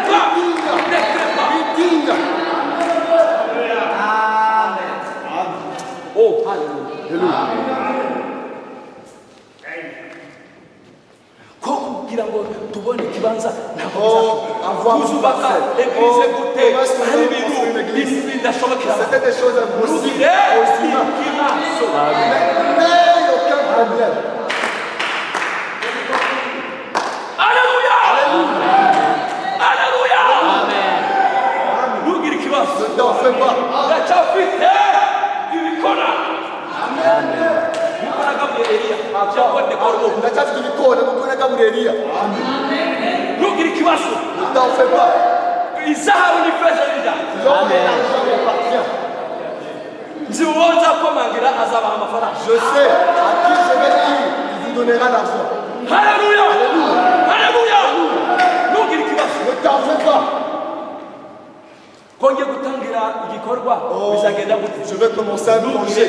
Comment est-ce que... Ne t'en fais pas. icyo ngusabye ni Ce que je te demande, shaka umwuka wera cherche ce nubona umwuka wera Une fois que tu as le Saint-Esprit, ufite byose ça règle la question. namunisha yarayiribiki Même il y a un musicien qui a chanté ça. Mounish. Mounish. ukipata Yesu umepata Ati, iyo ubonye Yesu ubonye byose. Yesu ni mambo yote Ati Yesu ni byose. ndani ya yote Muri byose. ukimpata Yesu Iyo ubonye Yesu gusa umepata uba ubonye n'ibindi byose. Haleluya Amen. ikuwe bizinesi ikuwe nini Byaba ari ubucuruzi, byaba ari akazi, diplome byaba ari amasomo kwiga. diplome yake ni ya juu Kubera ko impamyabumenyi y'Imana iri hejuru y'ibindi byose. Amen. amen marika yarayikude Mariya amaze kubyumva ke umwuka wera azakuzaho que le Saint-Esprit viendra sur elle na niwe uzagutwikira et il va te couvrir. n'igicucucucu cyayo Il va te couvrir. hanyuma umwana azakuvukiraho Et l'enfant que tu mettras au azaba monde umwana w'imana sera enfant de wa Dieu. yesu Jésus. mariya ntabwo yavuze ati ngo oya oya mariya avuze ati Marie n'a pas dit bibeho bibeho kuko Sois ainsi. que soit ainsi comme tu l'as dit Bibe uko ubivuze. nawe bikubeho mwene data bikubeho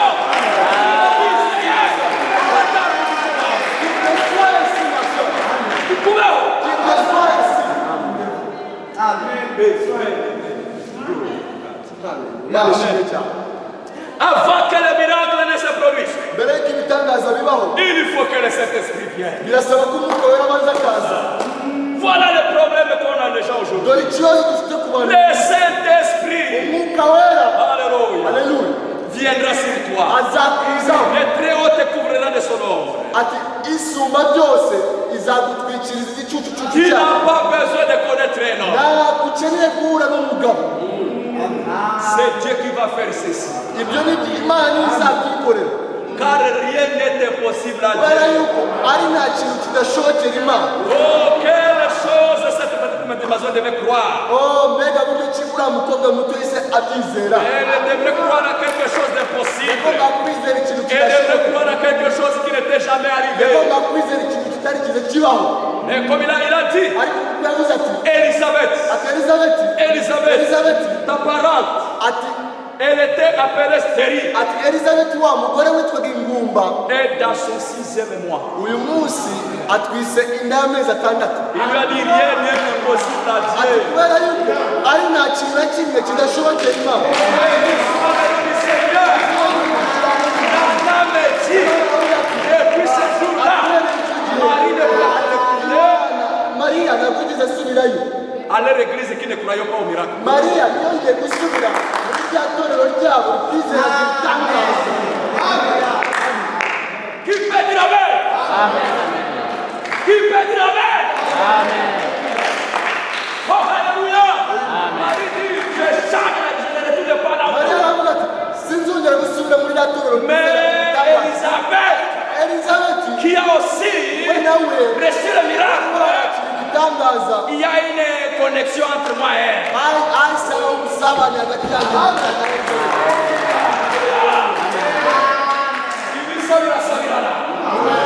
Se ressemble, s'assemble. Ce qui se ressemble s'assemble. Ibisa birasabirana. Elisabeth crée un voyage. Elisabeth Marie. Maria était Gurugeni. ngiye kureba Elizabeth Je veux voir Elisabeth. marayika yambwiye yuko Parce que nawe le prophète, yabonye igitangaza l'ange m'a dit, j'ai eu un miracle. ko nawe yabonye igitangaza L'ange m'a dit qu'elle aussi, elle a eu un miracle. uwitwaga ingumba Celle qui était uyu appelée, munsi ari mu mezi ye elle est à sa 6e mois. elle a eu le miracle Yabonye igitangaza. Amen. oh béni soit le nom du Seigneur on doit se témoigner Tugomba guhana ubuhamya. cela nous encourage les uns les autres Oh! vous savez Elisabeth Vous Elisabeth, yego ariko yari afite ikibazo ni marayika amezi avait atandatu un problème. C'est l'ange qui lui a dit qu'elle était à sa 6e mois. Mais elle avait un ariko problème. Elisabeth yari ifite ikibazo Mais malgré ça, Elisabeth avait un problème. muzi ikibazo cya Elisabeth Vous connaissez le problème d'Elisabeth? umugabo we Son mari. Son mari. yagiye gusenga nawe Il était allé prier. asenga Il a prié. Seigneur Dieu Tunami Imana. je ne dois pas mourir Ntabwo nzapfa. aide-moi Seigneur Fasha mwana. à avoir un enfant Kugira ngo nzabashe kubyara umwana. elle a prié il a prié Arasenga. et après Hanyuma ku iherezo il sort de la prière ava asoza isengesho. quand tu pries Dieu écoute Bene Imana usenze Imana yumva. prière de la foi fait descendre les bénédictions ainsi dit le prophète Isengesho ryo kwizera Imana imigisha niko umuhanuzi atubwira. et le mari d'Elisabeth a prié Umugabo wa Elisabeth arasenga. il était à l'église jusqu'à ce que l'ange descende Arasenga kugeza ubwo marayika yamanutse. marayika aramanuka L'ange est descendu. nous c'est ça la foi J'ai entendu ta Dieu prière. écoute ta prière Dieu a écouté ta prière Imana yumvise Imana yumvise isengesho ryawe. tu vas voir un enfant Uzabyara umwana w'umuhungu. et son nom s'appellera Jean Uwo mwana uzamwita Yohana. Jean Yohana. wiki Moi, Dieu vous change moi, vieux que je suis, avoir un enfant mbyara umwana. c'est impossible Ibyo ntabwo bishoboka. umaze umwanya uri gusenga Tu as pris ton temps en priant et Dieu t'a exaucé ta none prière. wowe Et toi, bikunaniye kubyumva vraiment, ça te binaniye dépasse. kwemera Ça te dépasse. Tu n'arrives pas à croire. nanjye ndikwa tidute tidute urashidikanyije. ok comme j'ai déjà dit Nk'uko namaze kubivuga, je ne change pas ntabwo nabihindura ibyo navuze. ça va viendra Umwana azaza. mais je te punis Ariko ndaguhana. tu ne parleras plus Ntabwo uzongera kubivuga. Uzabikira kugeza ubwo umwana azavuka. parce que tu as douté Kubera ko washidikanije. il sort là Arasohoka. Yabaye ikiragi. madame anamchunga ku nyumba Noneho umufasha wamutegereje muhira abonye Yohana ari kuza gusa mais plutôt nani c'est wa Yohana aye kwa Zakaria Zakariya. vieux Zakariya araza. Akora amarenga, aca amarenga. sheri wanjye habaye iki Ese mukundwa byatugendekeye bite? ko wagiye gusenga Tu es allé prier. niki wabona Qu'est-ce qui t'est arrivé? Quand j'ai vu un ange, il faisait des gestes. karabaye Il a dit ce n'est pas possible. Il faisait des gestes.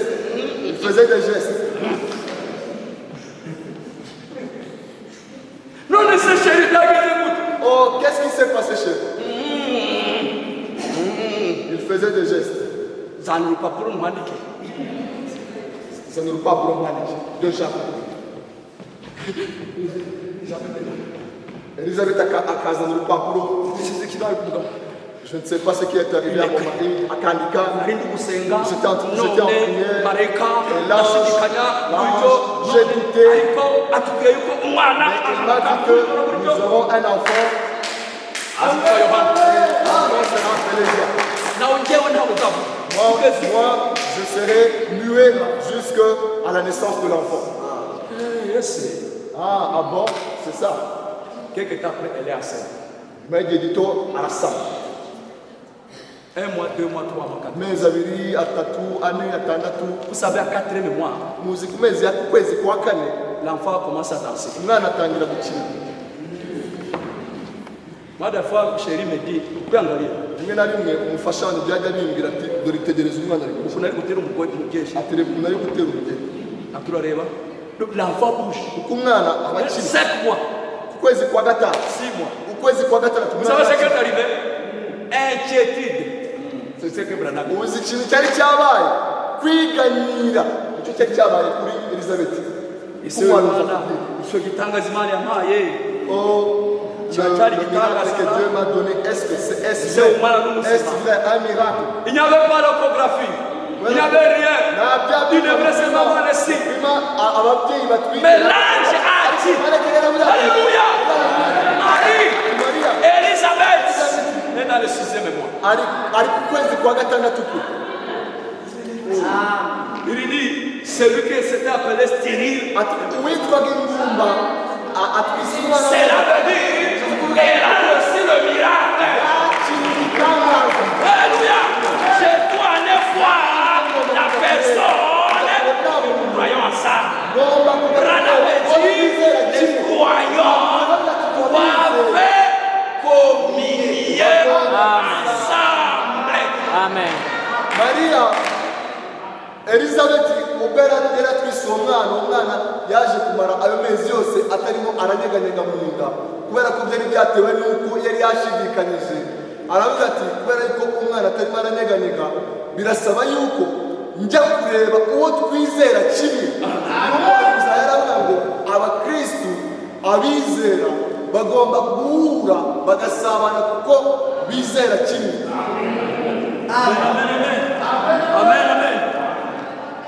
Marie, elle a crié. Maria yarizeye. Branham dit, Marie a dit, que je sente le bébé ou pas, c'est fini. Moi, je suis à 7 déjà.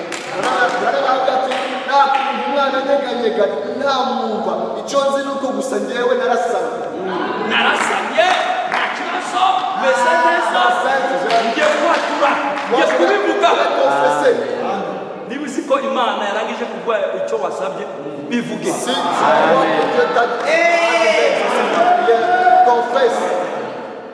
Umunsi umwe prophète baramubwira.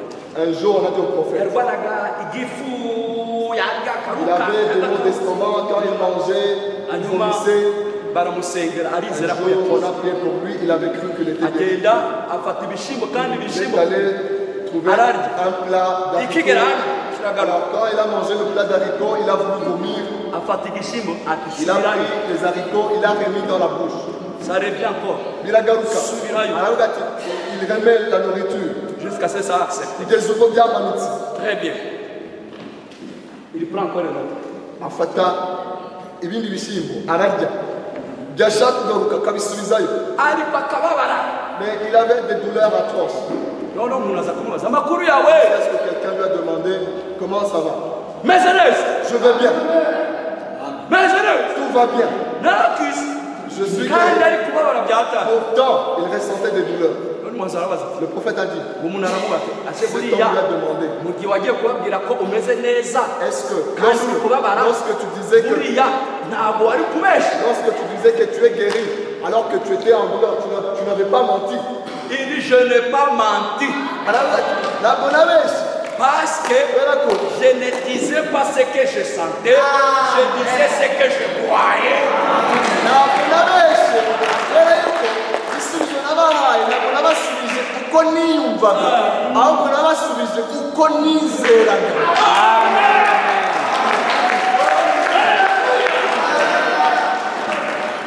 Niba uvuze ko uri umukire, niba utumodoka, Tu confesses que tu es riche baba ati et nta tu modoka n'as pas turi de kubona, voiture. ntacyo turi kubona, uri On ne umukire voit pas de wayo. voiture. Uri kubabwira uko wizeye. Confesse ce que tu crois et tu ne confesses pas ce que tu vois avec les yeux.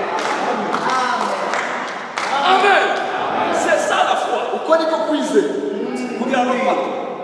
Mariya arashobora. Hanyuma Mariya araseka. Yewe nta kibazo. Mariya arizera, Mariya adahari, yewe nta kibazo. Dayamana. moi je crois que je suis enceinte. Elle est allée voir Élisabeth. Asanga Elisabeth. Voilà, écoutez l'histoire. Mwumvi inkuru none. Elle va chez la sœur. Aragenda ajya kwa Elisabeth. Elisabeth était aussi en prière. Elisabeth nawe yari mu En masengesho. train de prier. Ariho arasenga. En disant comme Ariho ceci. avuga ati, Oh Dieu, avuga ati Mana, j'ai attendu toutes ces années. nategereje imyaka yose. Je croyais dans mon cœur Nizeraga mu que mutima wanjye. quelque chose était sur le point Ko hari d'arriver. ikintu cyari hafi Voilà kuba. mon mari est assis Dore là. umugabo wanjye yicaye hariya. Miwe. Ari munini w'ikiragi. Il ne peut pas parler. Ntashobora Il kuvuga. continue à écrire Akomeje kwandika. sur une ardoise. Akomeje kwandika ku kibaho. Disant, je vis un âne, je vis un âne. Abwira ati nahuye na marayika Et l'ange yarangendera. m'a parlé à toi. Marayika yarangendera Quelque chose de yanyangiza. glorieux va Hari ikintu arriver. cyiza kizakubaho. Amen. Elle était en train de prier. Ariho arasenga. Mon grand Seigneur, maintenant, le bébé agrandissait, mais sans vie. Aucun mouvement de muscle. À 6 mois. Umwana kugeza amagingo y'amezi ntanyeganyega kandi C'est tout à fait anormal. amezi abiri atandatu ntabwo bisanzwe. Pendant qu'il priait là, Mu gihe ariho arasenga, ariho arasenga, en train de s'inquiéter, ariho ariganiye. arangije akubita amaso ku madirishya agiye kureba abona ninde uri kuzamuka. Quand il a observé Marie venue, Amen, amen.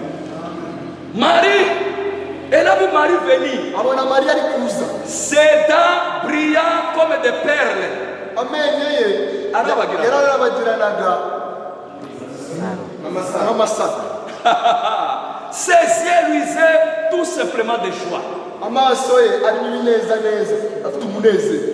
Elisabeth arareba. Elizabeth aravuga ati ndamuzi. Je dois connaître cet enfant. Uyu mukobwa ndabona muzi. Elle s'est enveloppée de sa robe. Noneho yitwikira umwitero we. Zacharie. Zakariya, Yariturije aravuga. il était là calme, sans parler muet. Et c'était d'accord. Il a sauté. Il Arasimbuka dit, Marie, ati Mariya, c'est toi la fille d'Anne?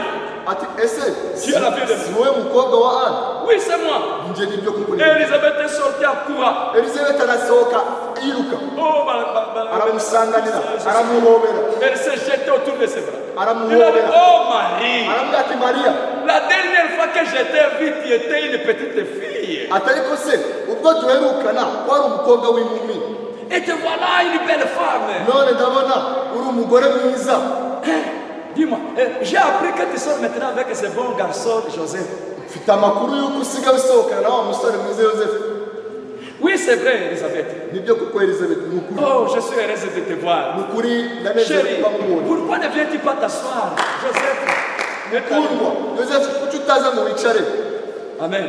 Alors, Elisabeth, Elizabeth, j'ai mère de conscience de te dire. ndumva mfite amashusho. Ndumva mfite amashusho. Mfite inkuru ishyushye yo kukubwira. Reka nkubwire. Reka nkubwire. Tu sais que je dois avoir un bébé. Ariko uzi ko nenda kubyara. Toi et Joseph, vous êtes déjà mariés.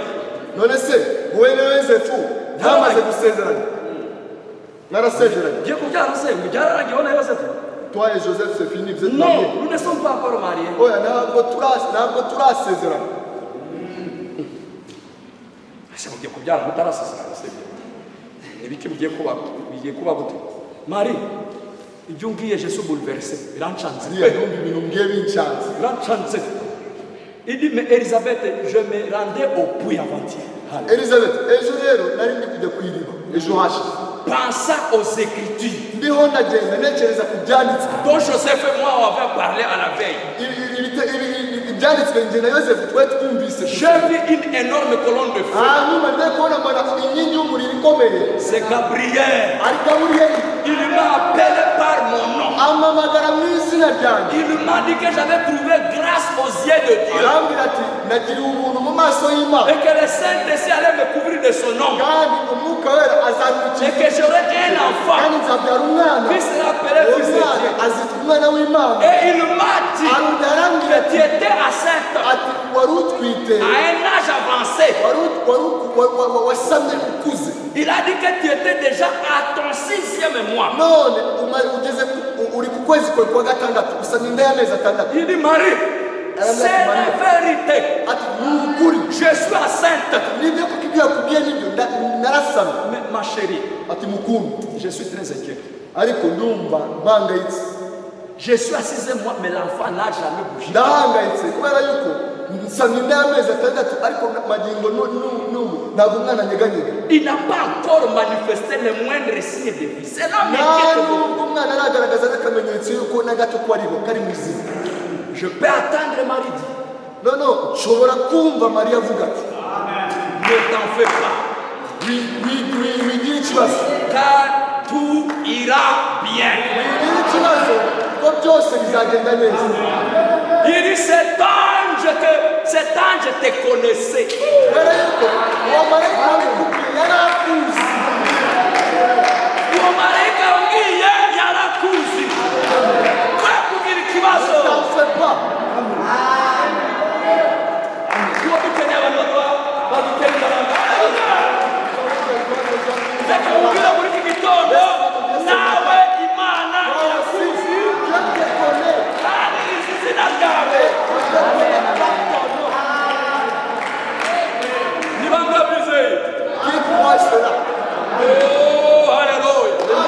Il connaît que tu t'appelles David. Imana izi ko yitwa David. Il connaît que tu t'appelles Ruth. Imana izi ko yitwa Ruth. Il connaît chacun de nous avec les noms. Imana iratuzi ntabwo ituzi gusa ituzi no mu mazina yacu.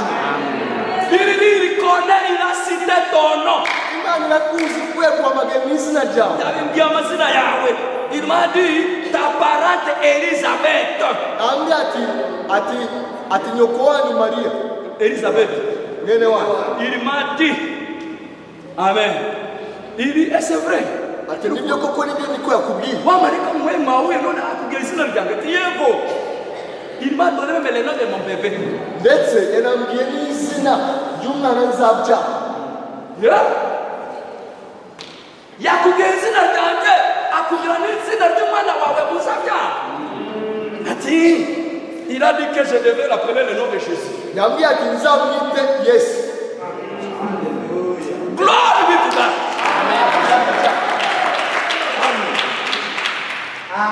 Amen. Quand il a dit Jésus, Amaze kuvuga gusa ngo Yesu. Elisabeth ça tout.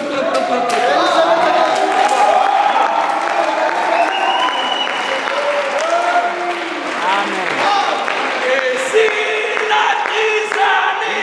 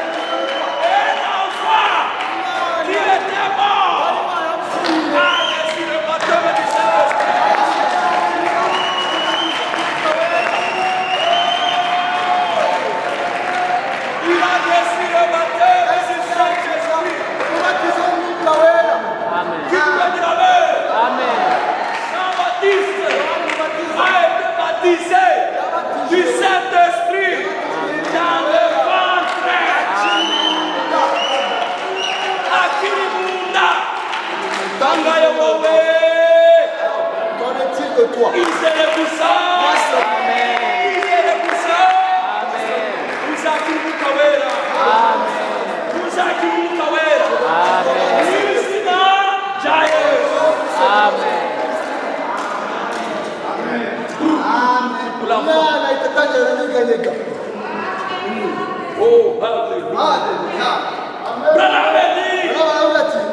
Alléluia. Juste à l'instant où il a dit Jésus, atamaze kuvuga gusa ngo Yesu. la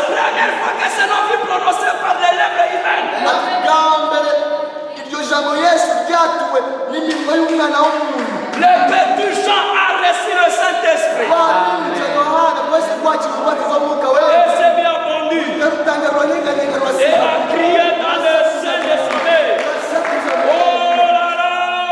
Le petit Jean s'est bien vendu de joie. Waninja Yohana rwasimbagurika kubera umunezero. Dans le sein des sommeils. Mu nda ya nyina. Si le nom de Jésus-Christ, N'ibizina bya Yesu la Kristo. première fois, Bwa mbere na a mbere. été prononcé Byari iby'Imana. par des lèvres humaines, Kuko n'imirimo a y'Imana. ramené un bébé mort Ikaza n'Imana qui y'Imana. n'avait jamais eu de vie, l'a ramené à la vie. Que devrait-il faire Ese byakagenze bite? dans cette église ce soir avec un groupe de gens Ahari n'abantu nés de nouveau, bavutse bwa remplis de cet esprit, le nom de Jésus, le nom de Jésus. Amen. Le nom de Jésus est tellement puissant. birakomeye Le cyane. nom de Jésus est puissant.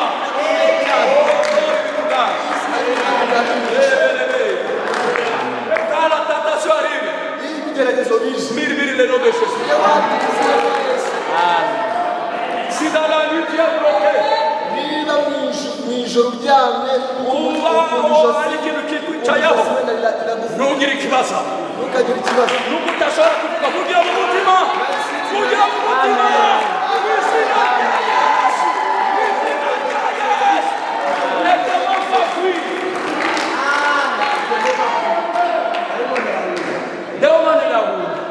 Izina rya Yesu. Le démon fuit Izina quand il rya Yesu. entend le nom de Jésus. J'aime le nom de Jésus. Ni izina rya Yesu.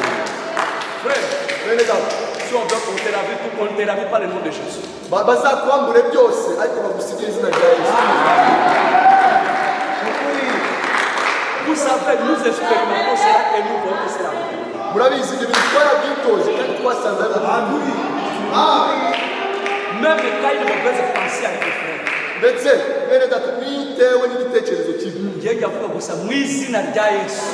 Mwizina rya Je déclare ce Frère, nom de je Jésus. commence à sentir ça part, ça bene part, data ça. kumva cyari igitekerezo gitangiye kugenda kigenda kigenda. Je te dis la vérité. J'ai déjà expérimenté. Quand quelque chose de mauvais arrive, je prononce le nom de Jésus-Christ. Mutenatura izina rya Yesu kigahita kigenda. Écoutez, ADPR baruta kuvuga izina rya Yesu. Comment est-ce que les pentecôtistes vous passent de confesser le nom de Jésus? Boy, ikintu cyose mu izina rya Yesu. Pour Yes. eux, toute chose, c'est au nom de Jésus. C'est la vérité. Kuko dukuri nyine. Nous devons marcher au nom de Jésus. Nous devons chanter au nom de Jésus. Nous sommes baptisés au nom de Jésus. Kubatizwa mu izina rya Yesu.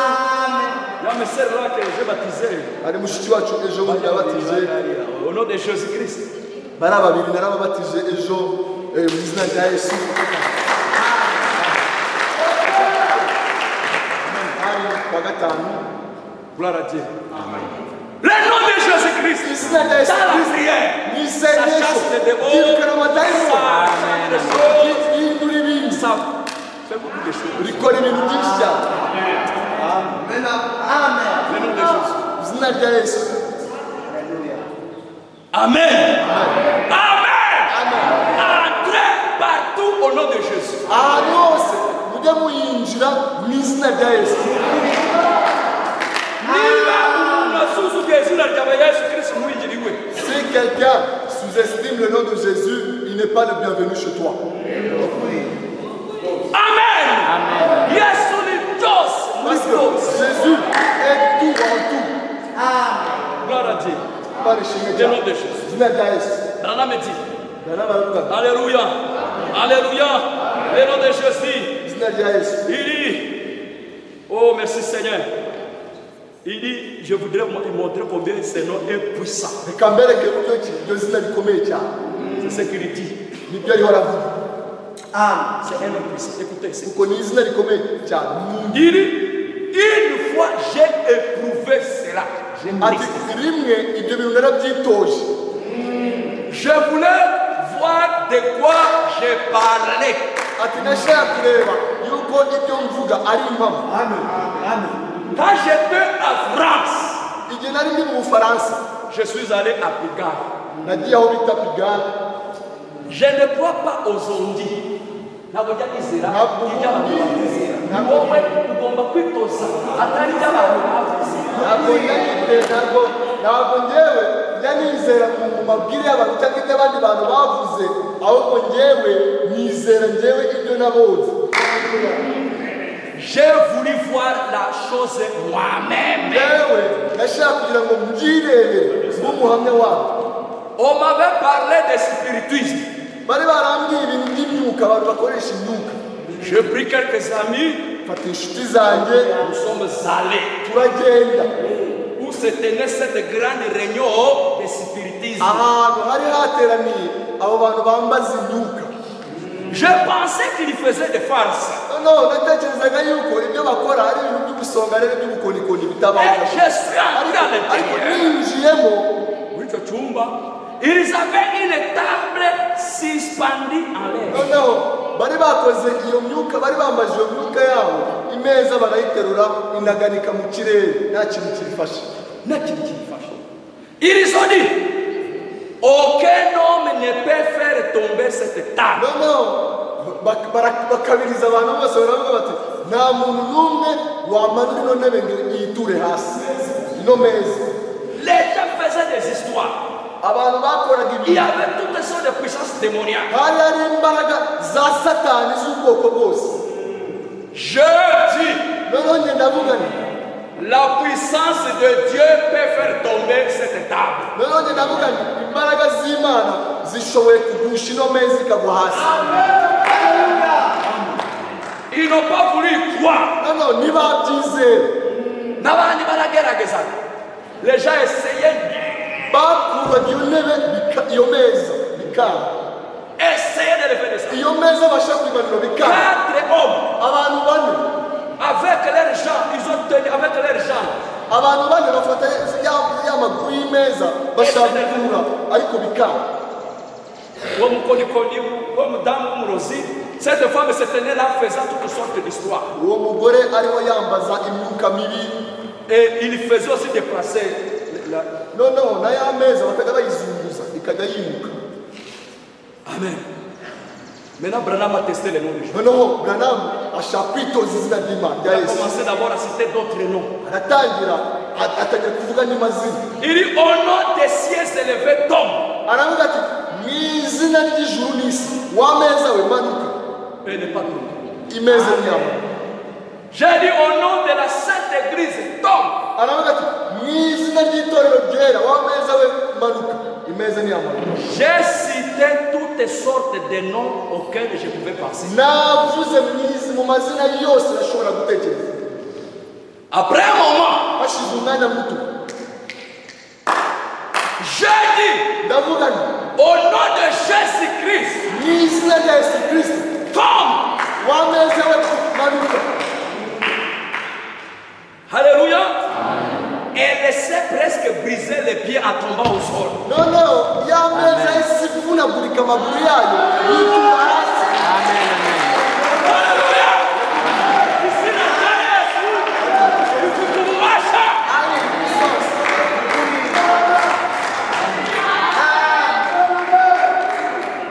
C'est Branham qui le uwo ni prononce. Branham wabivuze. Au nom de l'église, ati mu izina ry'itorero, manuka. wa meza we manuka. imeza ntiyamanuka. Mu izina rya data wa twese, umwana n'umwuka wera, reka. et du Saint-Esprit. Mu izina ry'Imana ikomeye, reka. Ariko muze mu izina rya Yesu Kristo.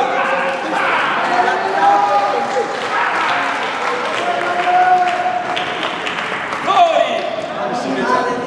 Elle s'est presque cassée à côte. noneho ameza Ah, aravunagurika. Ah, mon nom. mu izina ryanjye Ils chasseront les démons. bazitera amadayimoni. Pero il y a la puissance dans ces noms. ati muri iryo zina harimo imbaraga. Nuko bavuga mu izina rya Branham ntabwo izamanuka. Absigirira no Branham. Mu izina rya Branham, mu izina rya Reka. Ono Branham. Ntabwo ari Imana. Branham. Imana yacu ni Yesu Kristo. Niwe mwami n'umukiza. Izina ry'umwami Yesu Kristo. Fata. ma Bible me dit, amavi yose yose yose yose azakamira izina rya Yesu. Y'abari ku isi, abari munsi y'isi, abari hehe bose, amavi yabo mu izina rya Yesu Kristo.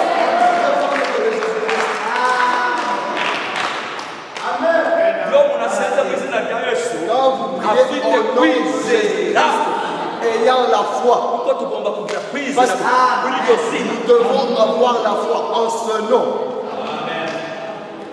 Iyo usenze mu izina rya Yesu, Quand tu pries au nom de ni Jésus-Christ, nkaho ari Yesu wenyine uri mu muntu. c'est comme si c'est Jésus qui prie. Amen, amen. Amen, amen. Gloire à Dieu. Allez, immédiat. Ayons la foi de Anima, Marie. tu dirais cuisiner immédiat. Ayons la foi de Marie. Tu dirais cuisiner pour Marie. Ayons la foi de Marie. Tu dirais cuisiner pour Maria. Marie Maria, a crié yarize, à l'impossible. yize ibidashoboka. Quelque chose Yize ikintu a commencé à grandir. gitangira gukura mu nda ye. Ufashe umunsi wawe wo gusengera. Tu prends un jour de prière, tu pries pour quelque chose. Umunsi wa kabiri. Iyo umaze gusenga, Une fois que tu termines de prier, crois. ujye wizera. Quitte là en te réjouissant. Non, non, uve mu masengesho unezerewe, unezerewe Et sois tranquille. kandi utuze. Attends-toi au miracle. Non, non, wewe witurize utegereze igitangaza. Ça viendra. Bizaza. Ne doutez surtout pas. cyane cyane ntimuganyibukire n'amushidikanya. Ne dis pas. Ukavuga uti, On a prié pour mon bras pour que ça soit comme ça. wenda nari mugaye none bansengeye ukuboko. Dore icyumweru kirashize ndacyameze. Voici, il n'y a pas de changement. Dans la foi, Kwizera. regarde que c'est petit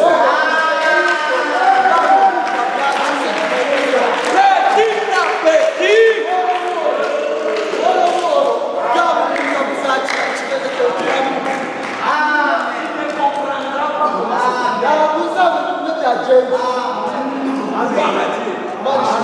Tu as une montagne, le prophète dit, quand il dit montagne, quitte-la.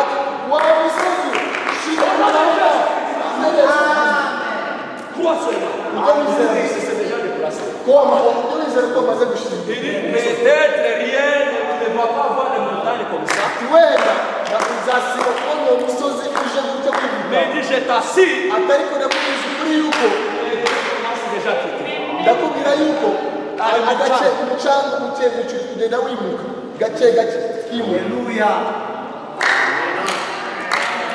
Wenda nyuma y'ukwezi hari igice kizaza. Peut-être après un mois, Petit à petit, ça va se faire. wala mugo wa musozi uzimuka.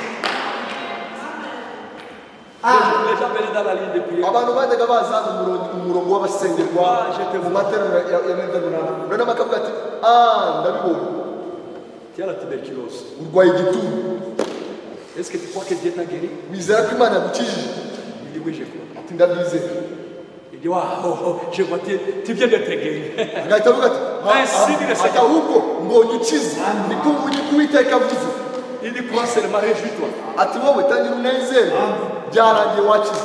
La personne là sort avec le douleur. None uwo muntu agasohoka agifite uburibwe Donc on lui a déjà dit que c'est terminé. kandi nyamara bamubwiye yuko yakize. S'il continue à garder la foi, Iyo yarindaga kwizera kwe un mois après, nyuma y'ukwezi gloire à Dieu, yahitaga avuga ati Imana ishimwe cyane. Dieu m'a guéri. Ntabwo Imana yabishije. Beaucoup étaient guéris comme ça. Benshi bakiraga batyo Il prononce la bénédiction. akabaturiraho umugisha kandi arangiye. Amen. Amen.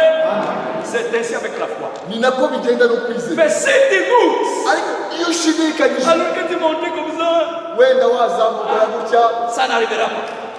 Il te pousse ça. Recommence à quoi?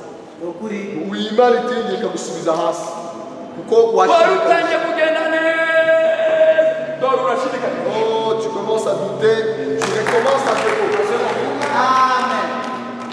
Ne doute pas. Wowe Ne doute pas. wewe ukajishidikanya. Continue à continue à confesser. Continue à remercier à Dieu. Merci Jésus, merci Jésus. Mon travail est là, mon travail est là, mon travail est là. Le travail viendra.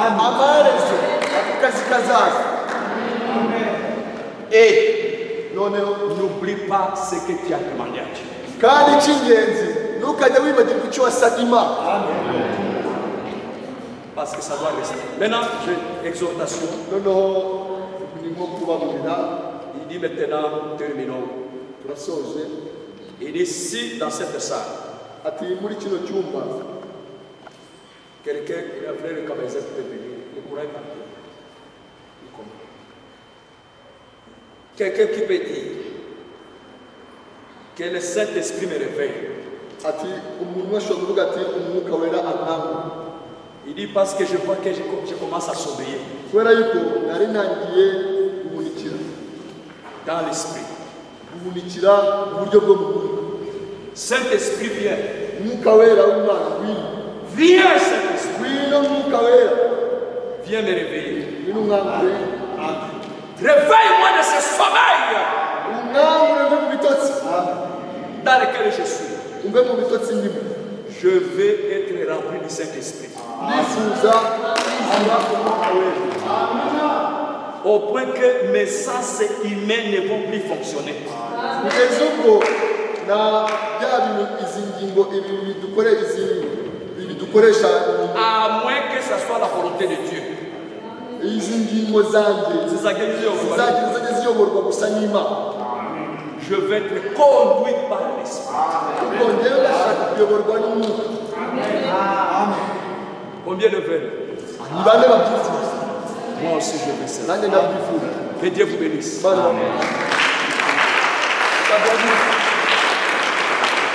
c'est là que vous avez commencé à chanter. reka turirimbe ya ndirimbo mwahoze muririmba. Ave